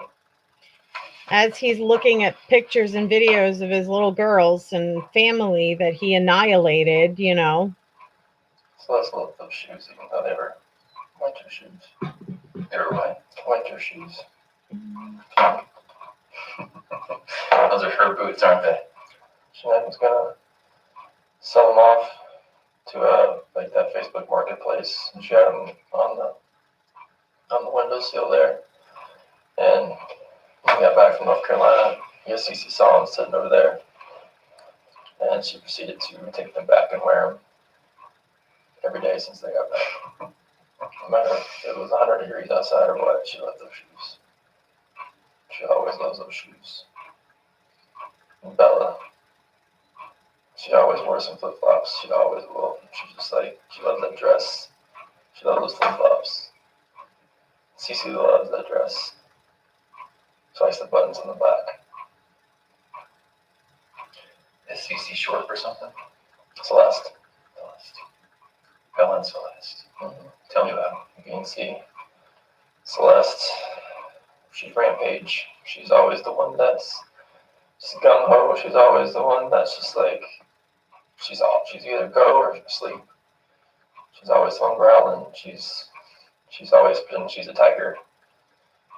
Bella, she's the calm, the mothering one. She's the one that's always, you okay? You okay? You fine? Okay. She's just the sweetest little girl. She's the one that favors me more, and Celeste is the one that favors Shanann more. And the way I look at it, you see some baby pictures of me, and Bella is just like, oh, the other way around for So when you Celeste. say favorite, do you mean look like? Yes. Oh, okay. Are they both daddy's girl? That one is. Yeah, that's how it works, isn't it? It's because the first one I wasn't really good at it yet. The second one I knew what I was doing, and she bonded with me right from the start. Yeah.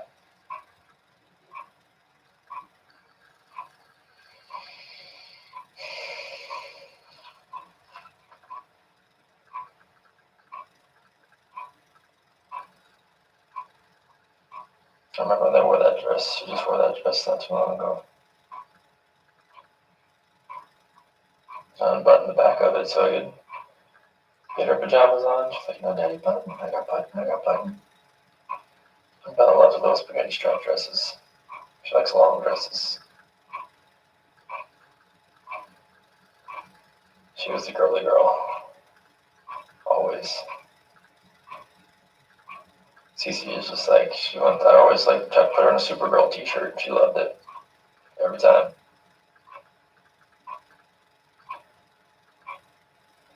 CC always be smiling though. Bella, you have to like really kind of. It's like you want some gum.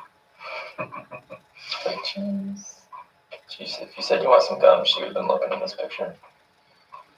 CC's always just smiling at the camera.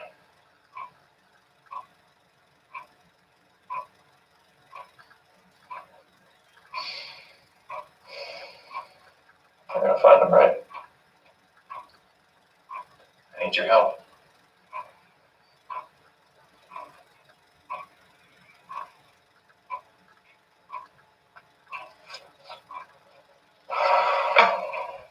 I gotta find him. I gotta find Japan. This is the picture somebody sent me, where it was side by side of Bella and Celeste and Shanann. There was a post to like one of the news companies. Okay. This was the picture they used of the girls. Alright. Were you thinking about anything last time now? It's not much. I want to see these two girls and my wife again. Someone will come home.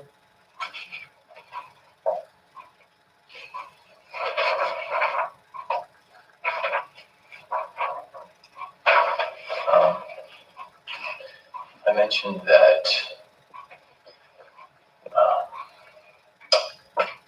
when children go missing in the FBI, it's a lot like you see in the movies.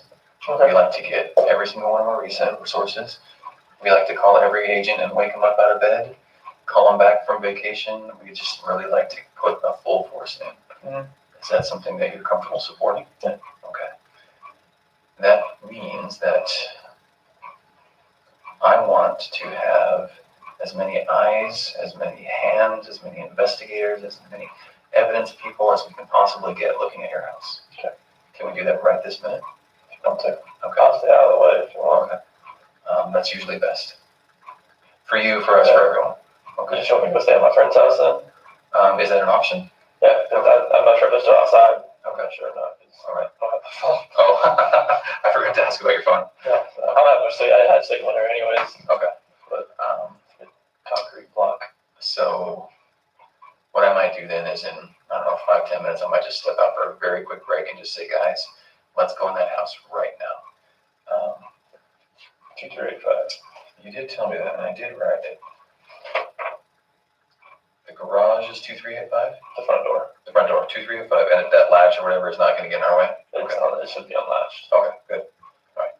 If it is, just call me. And when they go in there, I want them to run a black light over everything. I want them to have, to collect DNA. I want them to look for hair strands and DNA samples, and I want them to look at your stuff and your wife's stuff and your children's stuff and the garage stuff and the car stuff, all of it. Okay. Is that all right? Yeah. Okay. Do you have any problems with that? Mm-hmm. Okay. So then I want them to do that sooner than later. I might step out here in a minute and just tell them the code and just let them know, guys, let's find how we can get these girls. Okay.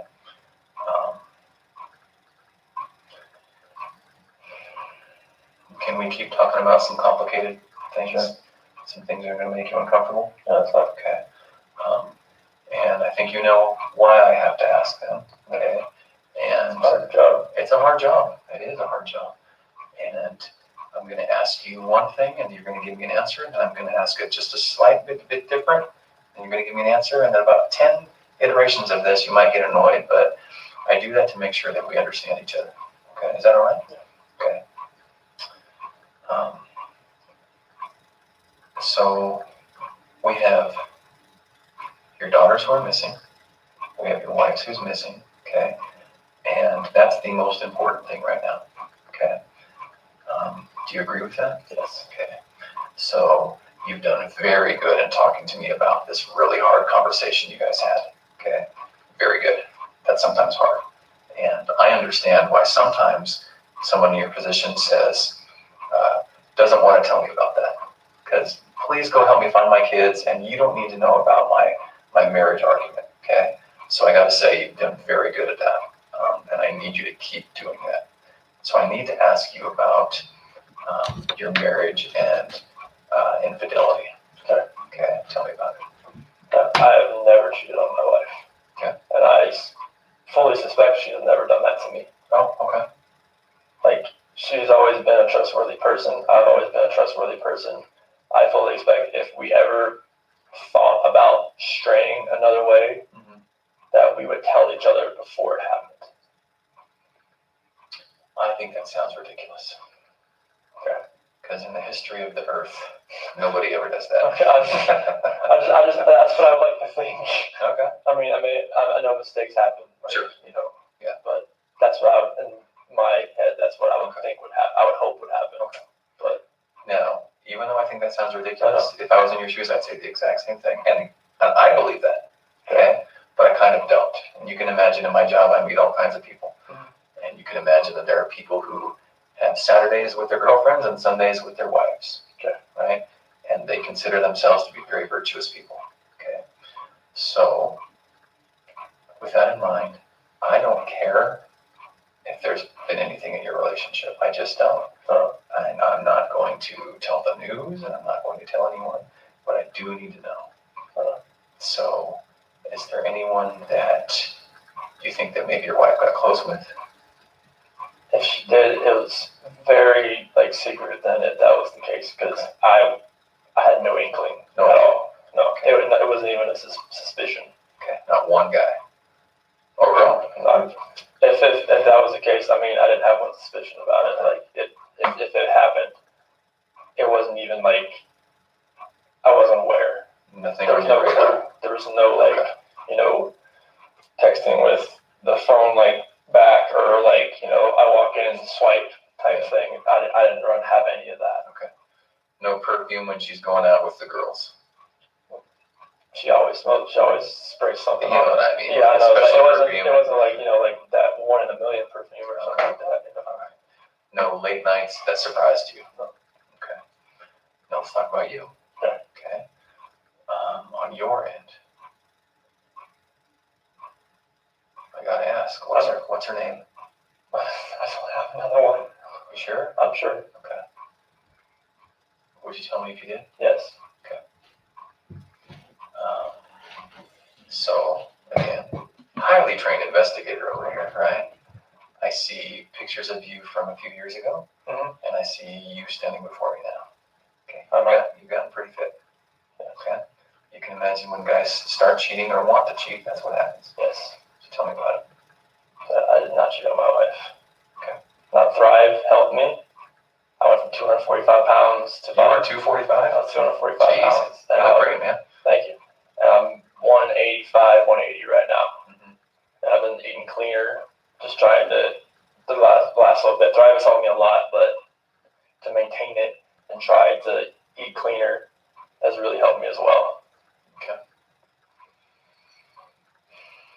And I've got to imagine that maybe there was a girl that inspired that. No. Okay. Why are you falling out of love? After the last 5 weeks, being by myself and being able to be myself again. I couldn't be myself around Jeanette anymore. Why not? It was like I was walking just walk on eggshells type thing. It's kind of you feel like you're always doing something that's wrong. It's you feel like you're never does that make sense at all? The timing doesn't make sense to me. Okay. But it's if you can't be yourself around your wife, who can you be yourself around? Why couldn't you be yourself around your wife? I just felt like I'd always have to change who I was because I was always about, I was doing the laundry, I do everything. I do everything that I could for her. Everything. And then the last 5 weeks, I was just just being myself, just doing me. And I just thought to myself, one of my buddies, Mark, he lives out in San Diego, was one big test that he learned, he was divorced at one point. And he was so if you could picture yourself, if you could picture your wife and she was with someone else, would you get jealous? I was at this point I have to say no. And he was well, there's your answer. If you love her, it would be a different answer. When did you start falling out of love? It wasn't in the last 5 weeks. It's been an ongoing process for about a year. Why?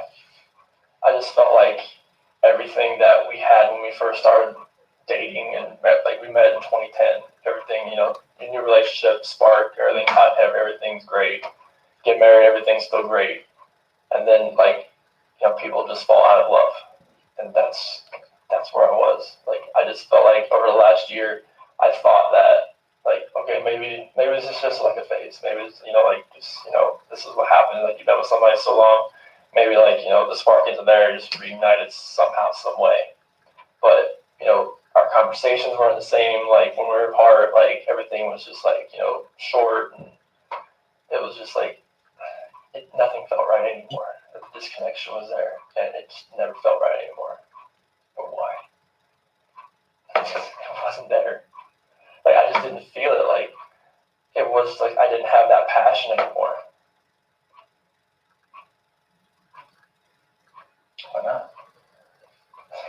Honestly, I really couldn't. I can't tell you. Like, the passion, I didn't feel it in my heart anymore. Like, I really can't, like, just give you a definitive answer other than that. It's like my heart wasn't in it.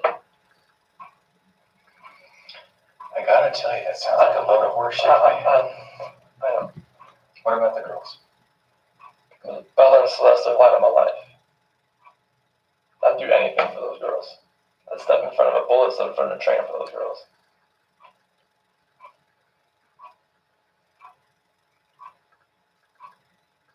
It doesn't add up to me, then why did it spark that? The relationship between me and Shanann has nothing to do with the love I have for these girls. I mean, the love for these girls, they're the light of my life. I would do anything for them. Mm-hmm.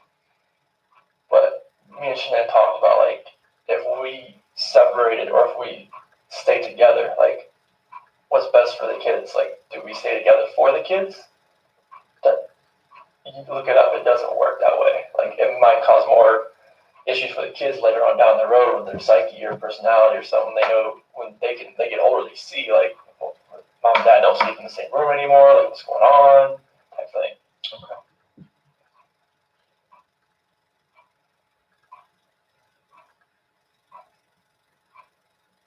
If you had to guess, if you had to put your finger on it, if you had to, why do two people that are hot and heavy, that have kids that they love, what happened? I mean, you can't take the kid into the factor because, like, when the love you have for your kids is going to be, like, exponential. I mean, it'll, no matter what, that will never die because those are your kids. Mm-hmm. They'll never die. Between you and your wife, like, the love that you have for each other, like, from start to finish, like, from right when you started to wherever if your relationship ends, like, when you're in that type of relationship, you're with somebody for that long, something happens. Like, something, like, if it's just conversations or if it's just, like, it's not attractiveness at all. Like, it's just a connection that isn't there. Like, when you can, like, look at someone or just, like, put your forehead to their forehead and you just, like, hold them, you know what each other's thinking. That's the connection. I didn't have that connection anymore.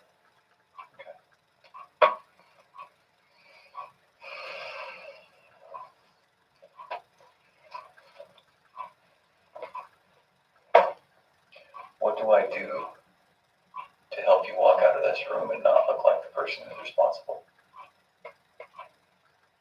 You have to trust me that when I tell you that these two beautiful girls right here, I did nothing to them, and to my beautiful wife, I did nothing to her. Like, you have to trust me and believe me. Like, I know you don't know me as a person. You've known me for, like, 2.5, 3 hours, and I don't know what your opinion is, but you have to realize that these two beautiful girls right here and my wife, I had nothing to do with the disappearance. Like, they vanished. They were taken. Someone has taken them. They're safe somewhere. We don't know. I had nothing to do with this act of, like, evil cruelty, whatever has happened here. Because my love for these two girls and my wife, like, I don't want anything to happen to them. I've never wanted anything to happen to them. No matter if me and my wife separate or not, or divorce or anything, I never wish harm on anybody, on a human being in general.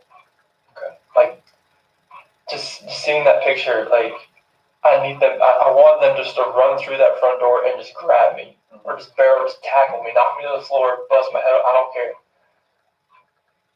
The amount of love I have for my family is exponential, and it's never going to die.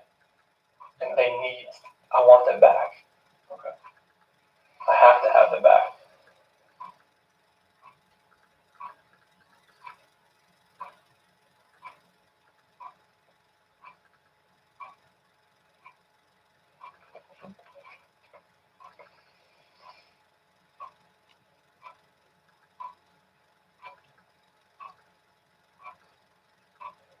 Tell me about a normal day in your house. So like one where I'm actually home all day. You know, let's pick a day.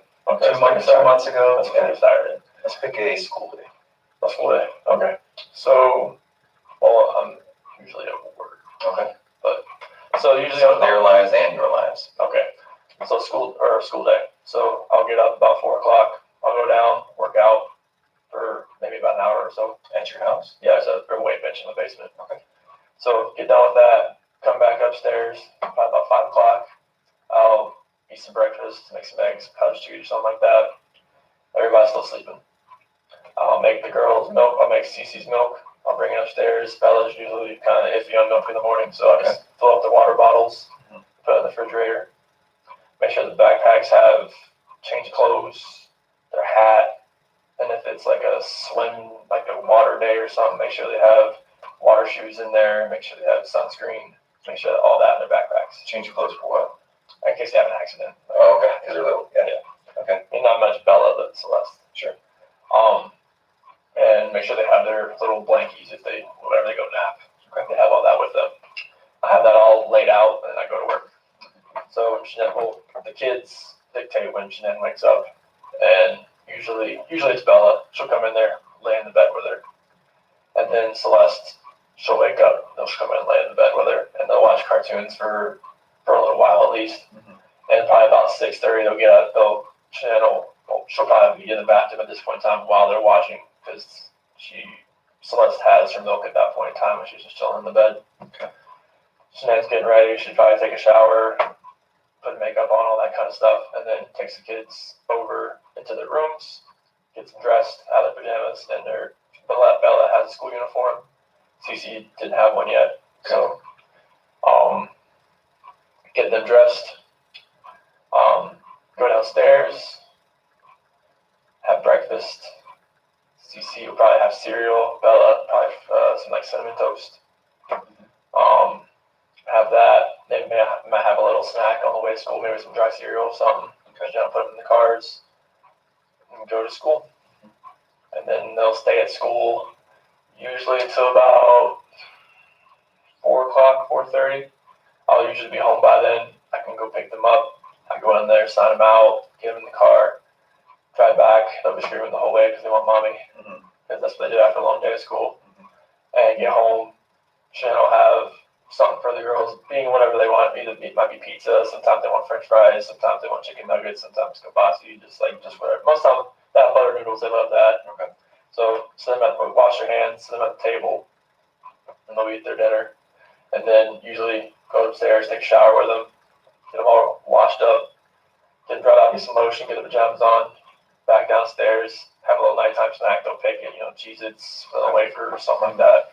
And they'll sit in their little couches and they'll watch a cartoon until about 7 o'clock. And then between 6:30 and 7, we're giving them the medicine and any medicine they need at that point in time.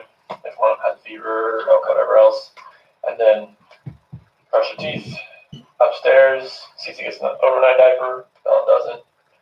And read them a book. Cece usually wants the tiger book. And read that to her. We growl at the last part. Turn the rain machines on. Is that what you said? She's your tiger? Yes. Does that come to mind? Yes. Okay. Then turn the rain machines on. Give both kiss good night. Cece wants me to put her to bed. Bella wants Shannon to put her to bed. And close the door and night-night. Okay. All right.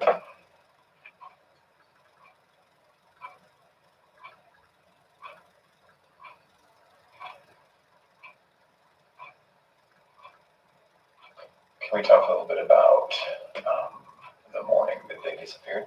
Mm-hmm. We already talked about 4 o'clock alarm, prep until 4:15. Correct me if I'm wrong. 4:15 is challenging talk starts. You leave somewhere around 5:30ish, 5:20 something, 5:27. And then what was your day like? So I went out to locations. Where's that? The oil locations. Oh, locations. Okay. Yeah. So I worked out on those oil locations until 12:10. That's when I got the doorbell visitor notification. What do you do out there? What do you do at work? I'll operate the oil and gas locations we have running. Oh, okay. Yeah, like either maintenance or just like inspections or like trying to get them running again type of thing. Are you the guy with the wrench or are you the boss? I'm one of the field coordinators. Okay. So like the area we have is like really it's really big. So like I have me and two other guys are field coordinators. Then we have two rovers, which they like go around to the area and they help other operators. And we have 6 route operators. So the field coordinators, we kind of get everybody like, all right, this is what we're going to do today type of thing, and disperse type of thing. So then when you left at 5:30, which location did you go to? So the survey 319, which is generally well location. Is that a well location? Yeah, we have the survey 1029. Survey? Yeah, it's just well names. Survey? Yeah. Like SERVY? Yeah. Okay. And then there's 1129, and we say the 1029 most of the day. And so these are numbers I don't even understand. There's like section number, well number type. Okay. That's how they name them. Okay.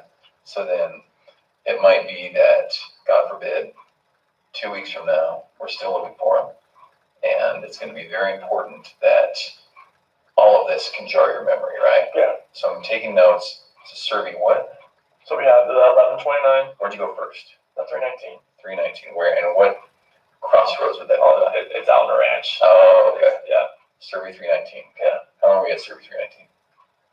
Probably about an hour. Okay. Just telling the boys what to do. I was out there checking a line that we had leaking it for on Friday. Okay. Okay, and that took about an hour? Yep. Then what? Went to the 1129. Okay. Again, is that just the middle of a ranch? Yeah, it's the same ranch. Okay. Oh, so how far away? Not far. Walking distance? No. Oh, walking. That's a big ranch. Yeah, you don't drive there. Okay. How long were you at 1129? Probably about 20 minutes or so. Doing what? I was just checking this, just doing an inspection over there, see if I can get the weld run again. Okay. This one you have to kind of run manually. Okay.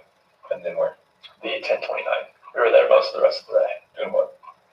We're trying to get a pumping unit, pump back up, and stuffing box rubbers. We're leaking and the rods were smoking, so we had to replace them. That's what took a very long time. How long were you out there? The rest till 12:10. So 6-7 hours. Oh yeah, Yeah. at least like 5 hours. It seemed like 5. And were there people with you? Oh yeah, there's people with me. Like I gave them the names. Okay. There Or was does it please know? Yeah, Troy McCoy, Chad McNeil, Melissa Parrish, Cody Roberts. They were all out there with me. And you said you called home at 7:30 or so? I texted 7:40. Okay. And that was something like, where are you? Yeah, I couldn't go back that far on my phone to see when I called, but I did call her 2 or 3 times during that.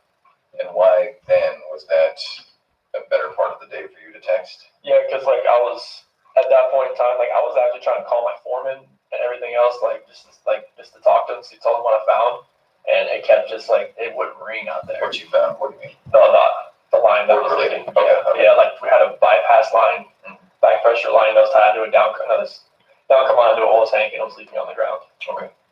But like I was not getting any phone calls through, so that's why I was texting. Okay.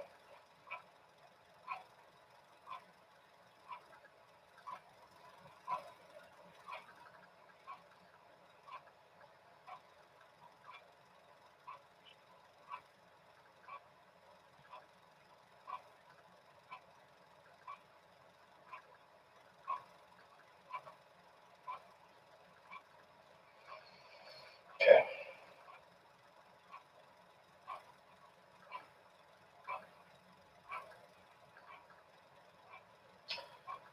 So let's have the hard conversation again. Okay.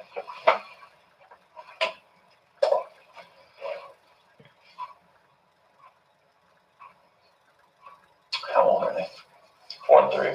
That'll be 5 in December. Okay. You can imagine that every day that goes by, It's harder to find. where we don't find your girls, it's going to get harder to find. We're going to have less clues things that we need to get and we need to use, the methods that we need to do to find them are going to start getting blown away by weather, getting re-recorded over themselves at the surveillance store that's going to tell us. All of that is going to disappear, okay? And that's why we're going to spend so much time today, tomorrow, as in the front as we can, right? You can also imagine that every day that goes by,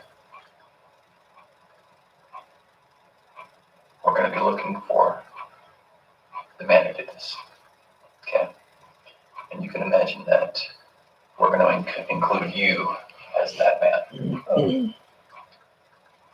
So, let's talk about that. I think that you're trying to put on a brave face because you're a man and you're a father and you're a husband. I can tell that there's just something you're not telling me. And I'm not sure what it is. And I don't know why that is. I don't know why you're not telling me, but there's something that's making you a little bit uncomfortable tonight. I just don't believe some of the things you're telling me. Okay, I just don't. I simply do not believe you.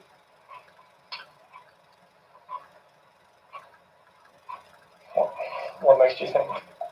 What have I said that makes you not believe me at all? This just doesn't make sense to me. It doesn't add up.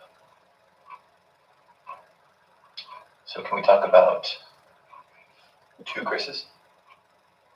Okay. Two Chris's. The tale of two Chris's. Okay.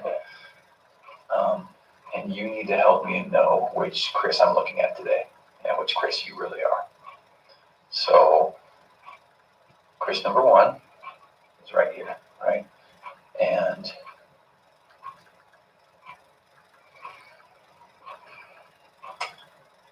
fell out of love with his wife. Okay. Started wondering what it might be. He didn't have a wife to take care of and a girls to take care of.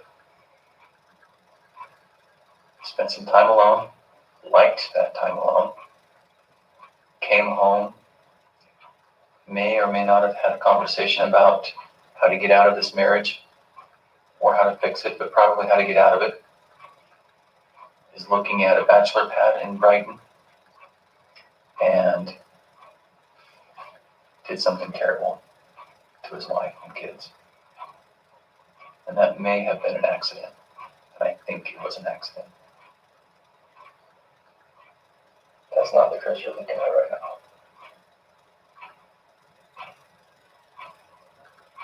No, you're looking at the cold, calculated one that thought this out and planned it. The Chris you're looking at is the man who loves these kids and loves his wife and will never, ever, ever do anything to harm them. That's the Chris you're looking at right now. The Chris you're looking at right now wants these kids and his wife back at his house right now. The Chris that he's looking at right now is completely heartless.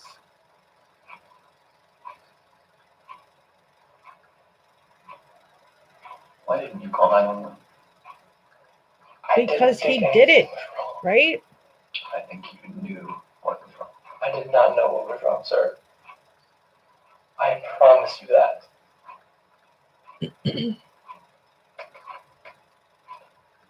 What do you think it's going to look like when someone finds out that it was not you that called 911?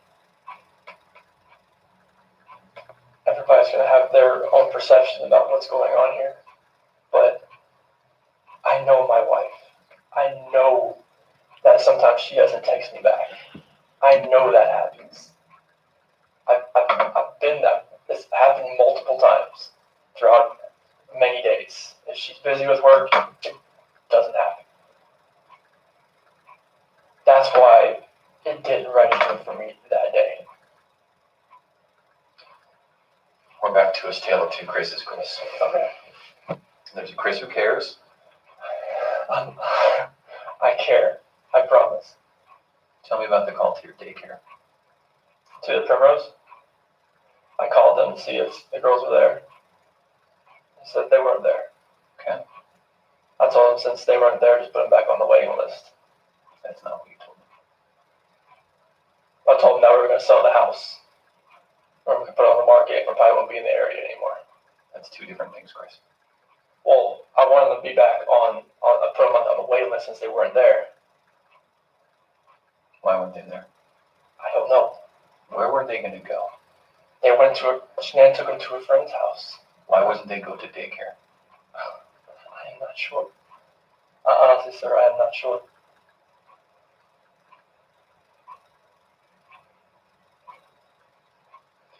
It's hard for me as a father to talk to you about this. Not because it's a hard issue to talk about.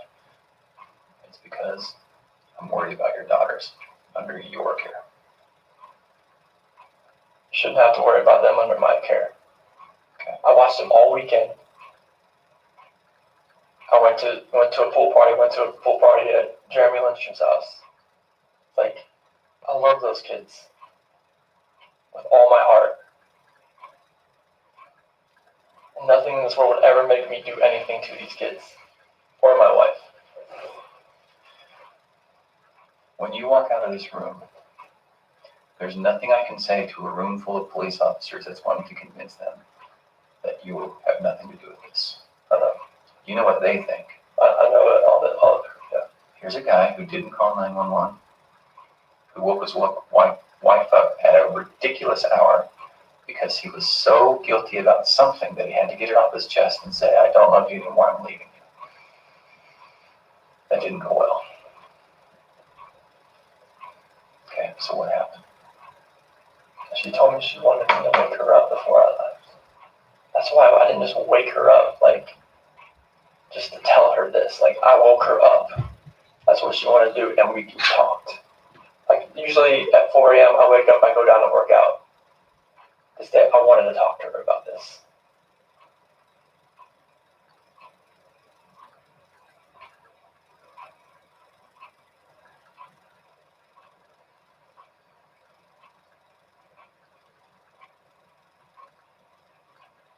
I love these girls.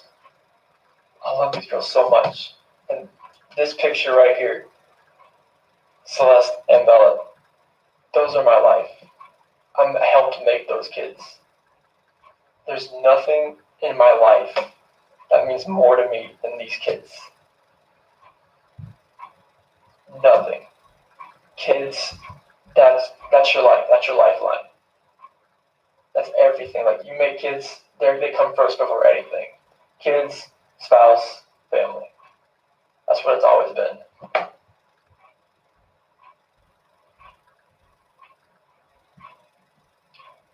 Nothing you've told me tonight makes sense. Nothing you've told me tonight feels like the truth.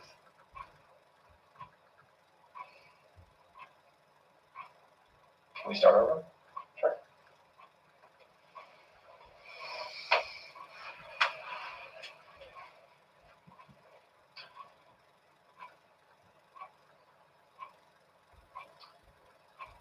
I think that there's something that happened that got maybe a little bit out of control. There was no fight. There was nothing physical. It was a conversation. We didn't raise our voice. Nothing.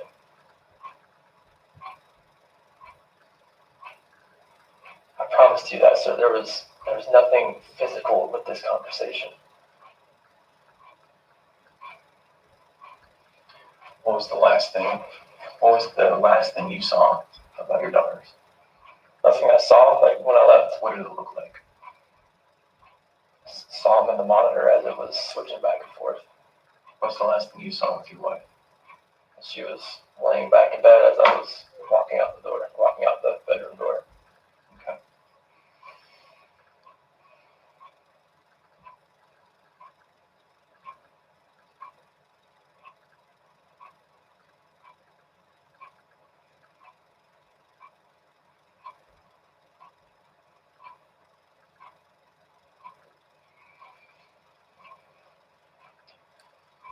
When we find the guy who took him, what do you think we should do? Honestly, like, they're gonna come home safe, correct? When you find the guy. When we find the guy, they're going to come home. prison would be that's what I would think, like 2 kids that are involved. What if you hurt them?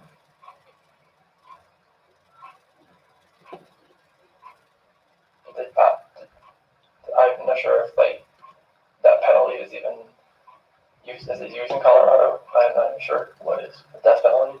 Okay. I mean, like if these kids are not alive, like there's nothing you could do to cope with that, to make me cope with that. If those kids are not okay. Okay. All right.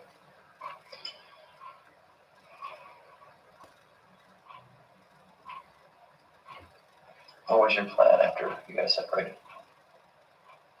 I get an apartment. Nearby? Although we'd just go our separate ways. Like I would probably get an apartment. She would try to sell the house first, of course, before we could do anything with that. Mm-hmm. And hopefully, like try to get an apartment somewhat close. Okay. So that like it's a 50-50 thing. Like because I was gonna go on an 8-6 schedule in September, Okay. and then I'd have 6 days off, and it would be perfect to I'd have kids for half, and she'd have half, and that would work. All right. Tonight's been pretty intense, I can imagine. How are you feeling? I slept like 2 hours last night, so I'm like running on empty right now. I know, I can see it. So why don't we do this? I'm sure you don't mind if we take a break for the night. And I'm sure that you are feeling some of the pressure from me. Okay? You're doing your job. I wouldn't be doing my job if I didn't grill you a little bit, right? Okay, I've seen you telling 2 different guys. Honestly, like I've seen like where you're smiling, and I've seen where it's different. Yeah. Okay, you're doing your job though. Like I can't fault you for anything you've asked. So can I make a commitment to you? Yes. Okay. I'm going to commit to you that we're not going to stop working until we find them. Okay. Okay. And I want to commit to you that there is going to come a time when you're going to feel this pressure from other people. I'm not the only one who thinks that there's a possibility you have something to do with this. Like another FBI agent, like pressure, or like just like Everyone. okay. Everyone, Chris. Okay. Have you ever watched the news and said 2 girls and a pregnant woman go missing? Okay, and if that's all you heard, what do you think the public thinks? Husband. Okay. So I'm going to make a commitment to you. Okay. I'm going to commit to you that I'm going to be your guy. Okay. I'm going to be your guy that handles the investigation. Okay. And I'm going to be your guy that you can come to. Okay. Because I hope that you realize I'm a nice guy. Tonight we had to talk about some tough things, but I hope that you know that I did it respectfully. I think that you can see that. And so as we go on through tonight, the hours, the days, and I hope we don't get to hours or days. I hope it's minutes, right? Until this is over. Yes. But just in case it's not, I want you to know that I wanted to be in this room tonight. I wanted to talk to you. Okay. Okay. And I hope that you want to talk to me. Okay. When you have questions, when you have concerns, I want you to call the detective that you work with, and I want you to call me. Okay. I want you to know that if you have a question, if you think we're not doing something enough or well enough, I want you to say, I gotta call Graham. I gotta call Dave. Okay. Okay. When you need to have a night to yell at somebody and maybe have a good cry, I want you to call me. Okay. Okay. I can't imagine what you're going through. I just can't. Like today has been the whirlwind from like yesterday I thought she was just at somebody's house, and today with the drones, the police, and the news, I look like a scene out of a movie. That's too much. It's too much for one person to handle. My dad's flying in tomorrow. Good. Okay. So you have your dad, who else do you have? Nick and Amanda, Dave, Jeremy. Okay. Now, you've only known me for 3 hours, but I want to be part of that team. Okay. Okay? I want to be part of the team that helps you, and I want you to be part of my team. Okay. Okay? Tonight when you go home, one of two things is going to happen. You're going to pass out because you're so tired, okay? And that's probably not going to be what happens. Your head's going to go race, okay? So tonight when you lay down and your head starts racing, there's going to be things that come to your mind, okay? This always happens, always. It's very natural. You're going to say, I wonder why he asked me that, okay? You're going to say, screw him, how dare he accuse me, okay? You're going to say, I wonder if they thought of this, okay? And then you're going to say, I probably should have told him something, or this or that, okay? Those are the most common things. When those thoughts come to your head, I want you to call me. I want you to call Dave, okay? It's fair for your mind to race, so I want you to call me, okay? You need a lifeline. You need someone you can call. I want to be that guy, all right? And I want you to know that if I didn't accuse you a little bit, you would probably wonder if I was good at my job. One of my buddies, he is straight with it. He was like, dude, I'll just be no veil, like none of this looks good.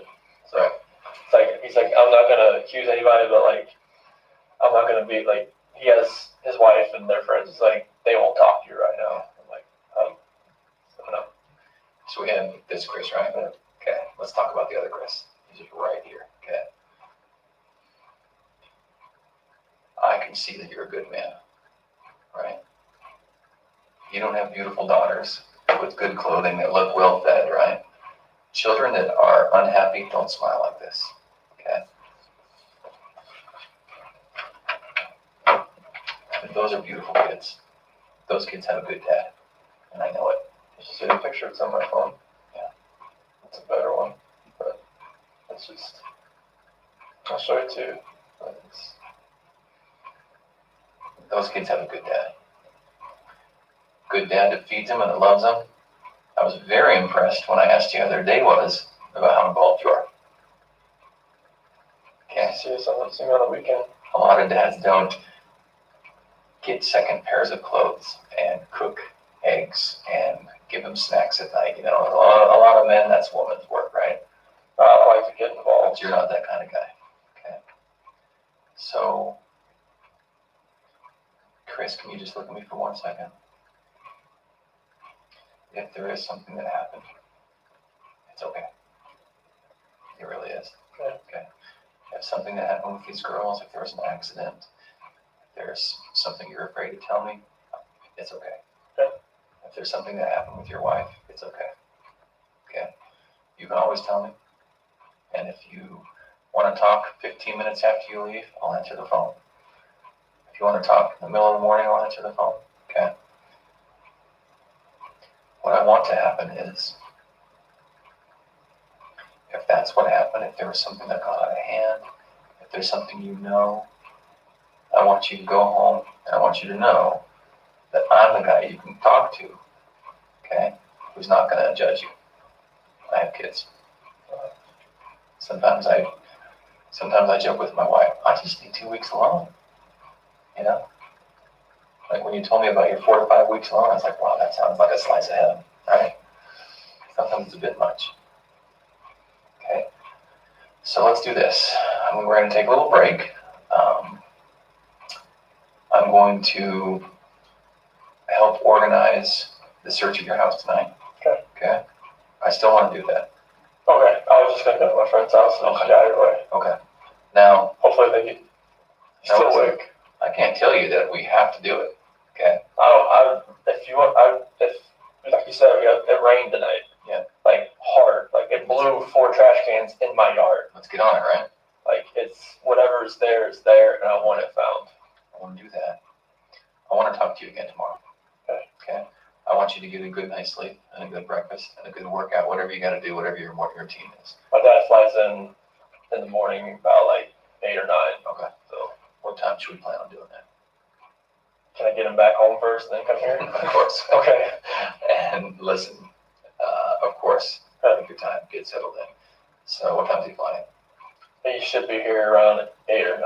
8 or 9? Yeah. Okay. He's flying from North Carolina. Here's what I would love to have happen. He's flying in 8 or 9. You got to go get him. You got to get him back. He's going to want to know everything. Yeah. Okay, he's your dad.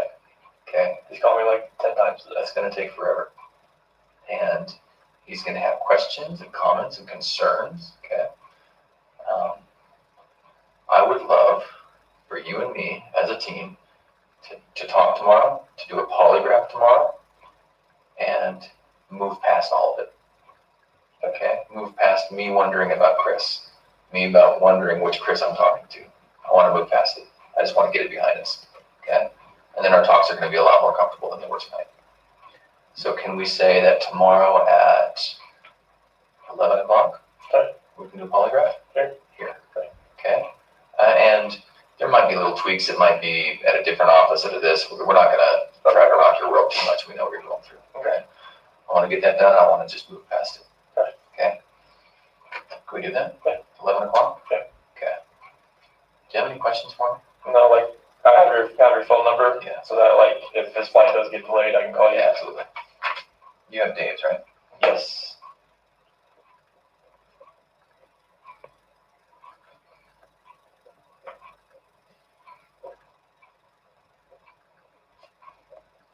So you based out of here? I am. Okay. Yeah. Okay. You know that's a 24-hour number, okay?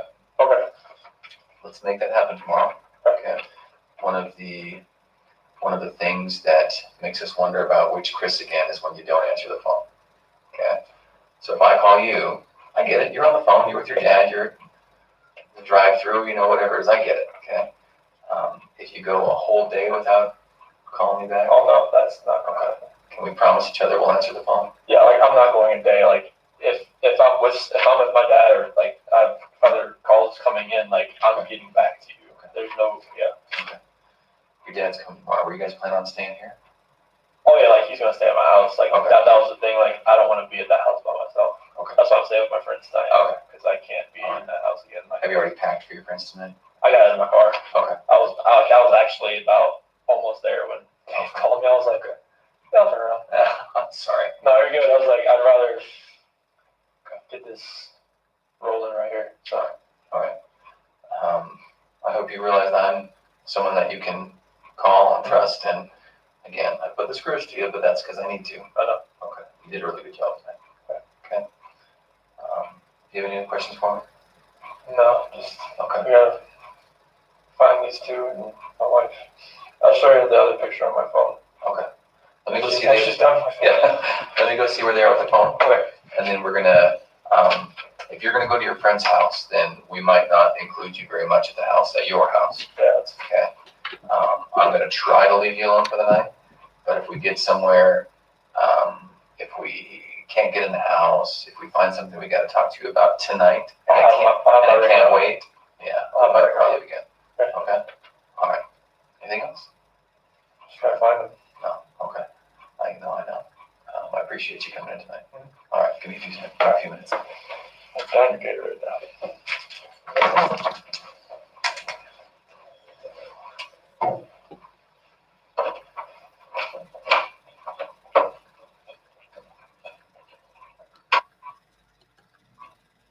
So, As he was sitting there watching his pictures and videos of his daughters and deceased loved ones.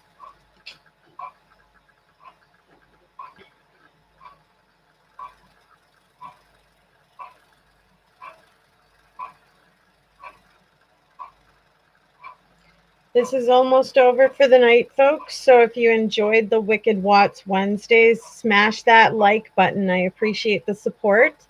And if you're new to my channel, hit that subscribe button. Everybody's welcome.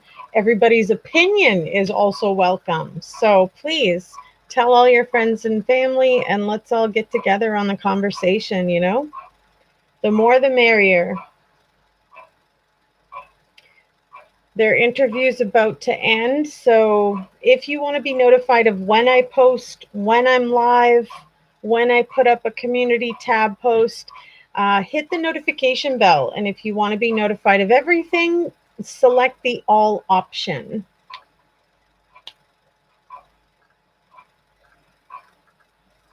Yeah, Jen, I would appreciate it if they haven't seen it, that they do see it. That would be kind of cool, not gonna lie.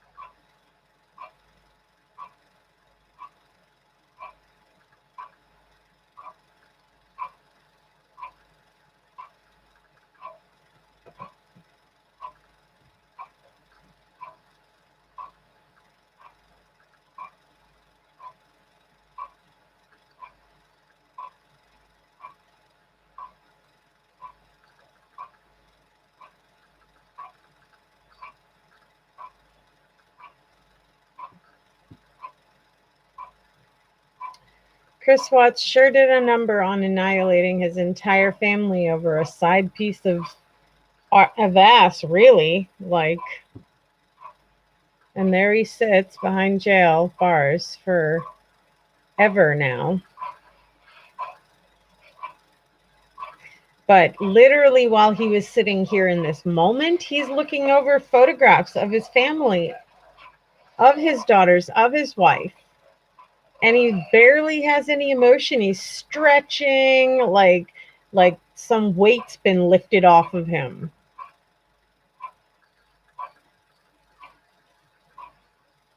You can hear his breath.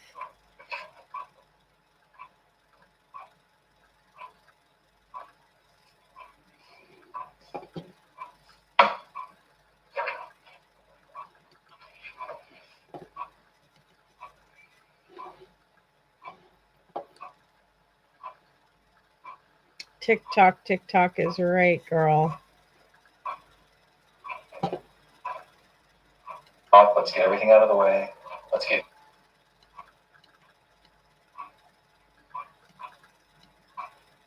everything out of the way. Let's get everything out of the way. We're trying to figure this out without sending you home with a bunch of questions, right? We'd like to be able to tell you this is our plan for tomorrow. So far it looks like some of the things we need to do at your house are better at night and some of them are better in the morning. So we're going to probably split the difference and start very early in the morning. Now, between now and very early is probably about 3-4 hours, right? Is it possible for you to not go home during that time to your house? Okay. Can you go straight to your friends? I'm going to check my friends right here. Okay. And then when you go straight to your friend's house, is it okay to ask that you don't go back to your house? You just call me and give me a word. Okay. All right. Okay. So we'd like to be able to. I don't want to do 2 searches at your house because that'll say to the public, "Oh boy, FBI's really interested in him," and then that's going to be a storm coming at you that we don't want. Okay. So we'll do that. We're going to send you home, go to your friend's house, get a good night's sleep, pick up your dad at 8 or 9. Yeah. Just to verify with you, these are like 5 Eastern time. He already has a ticket? Yeah. Do you know when he's flying in, like what he's flying in on, or the company, or?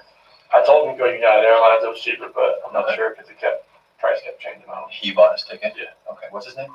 Ronnie Watts. Ronnie Watts, okay. So we'll send you to your friend's house. You know, again, I can't tell you, you cannot go in your house, but I'd like you to not go in your house, if you can do that. And then we'll start early in the morning. I'll check in with you at around 8 or 9. Okay. You'll probably be on your way to the airport if not already there. And then after that, can you just come straight here? Yeah. Let's talk, let's get everything out of the way. Let's get done with your search, and then we're just gonna, send you on your way, and we'll get back to this Chris, the good Chris, right? Okay. I'm sorry you have to go through all this. It's part of the process. Okay. So you guys gonna stay at my house overnight, or? I'm not sure. Right. I'm not sure. But actually, yes. Okay. There will be someone at your house. Okay. There will be a patrol officer in the front and in the back. And then, yeah, they're going to make sure. Well, and the reason is we don't want anyone else going to your house either. Some nosy reporters, some nosy neighbors. The reporters will be there because they're recycling and doing some Yeah. spots here. Right. Yeah. So, but we also want to make sure that they're not sticking a camera in your window and, doing some sort of weird piece about your house and your home. And so, yeah, we'll make sure that no one else gets in there. And yeah, I mean, there'll be someone in the front and the back. So, and if you do need to go to your house, don't go without telling us. Yeah. You don't want to get pig piled by a bunch of patrol officers. Does that all sound good? Is that okay? Mm-hmm. Okay. Give me 2 more minutes and then we'll walk out. Okay. Oh, do your girls travel with headphones? They had them on the first trip there, but I didn't see them wearing one back. What do they look like? Like little unicorn type things. Over the ear? Yeah, they kind of slide over. Okay. Were they like colorful? Gray and pink, I think. Do they ever take them shopping or anything? No, that's the only time they ever used them. Oh, okay. So if your wife was gonna like walk around with them, she wouldn't be holding them with headphones. No, because they just strap over and they have like a little plug. Okay. Is your family lactose intolerant? No. Do you ever buy lactose intolerant milk? That's 2%. Just 2% regular stuff? Okay. All right. We're just explaining. You can imagine. Now some people are calling in right now, so we're just narrowing stuff down. Okay. Give me 2 more minutes. All right. Do you notice how the officer's trying to trigger some emotion in him by asking him personal questions about what kind of milk his daughters drink, trying to trigger any kind of emotion of maybe he fed them when they were babies, maybe thinking about what they need and the fact that they're never going to need it again might, set him into an emotional whirlwind. None of the reaction from him, at this point, it just all seems totally psychopathic, right? Where he can so calmly and blatantly stare the officer in the face, not giving 2 shits about what the officer's asking. Not caring about the blanket and not caring about where they are and saying he doesn't even know. So we've been doing some other things while you were here. We've had people calling in, stuff like that. So there's a sighting at Walmart. One of your kiddos, is Bella the oldest? Yes. She had long hair. Well, if you let the curls down. How long? So the curls would probably come like right here. Okay. So this is a picture from surveillance. You see that? Yeah, it's just the hair color looks a little off. I mean, look how long that braid is. Does that look right? No, that braid's too Is long. it like your wife? Hair's too long. Okay. That's what I thought too. So. Great. Yeah, the hair looks a little too long. We're trying, buddy. Okay. We are trying. Every angle. So. That would be CC in the back though. That was her. Yeah. That's where she would sit? Yep. Yeah. Chilling. Bella rolling roast up there? Yes. Lots of comfort stuff in there. Yep. Okay. Yeah, because Bella, it's really.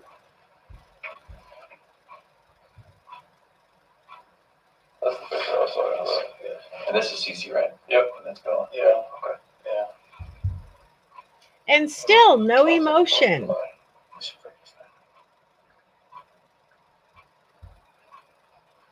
Yeah, this is not much different, but she's got a lot longer hair. Yeah. Yeah. Oh, not her? Okay. Okay, great. Thank you. All right. We're ready. Do I have to take this or no? This is. Please leave all that. Yeah. Good. So when you get your dad tomorrow, just come on in. He's gonna have a bunch of questions. I'll talk to everyone. Bring him in. Let's talk. Oh, you bring him here? Yeah. All right. You can drop her. Okay. You could bring him on. This case has been nothing but heartbreaking for many of us, and it's brought many of us together. I'm so happy to see you. Loving my dog. And sadly, we're sort of united by this crime, but unfortunately, there's so many unanswered questions to this crime. It makes us wonder whether or not we have full justice in this situation, right? I thank you guys for your continued support. We are at the end of our evening here. This interview is pretty much over now. There's literally less than, a minute or two left here. So, and it's, for those of us that have followed it from day one, it's might be repetitive. And I thank you for your support regardless. For others who may have never heard all of this interview or, perhaps didn't really pay too much attention, this would be a nice recap. But absolutely heart-wrenching how 4 people were completely wiped off the face of the earth. The Ruziks are without their grandchildren and their only daughter. And all for what, right?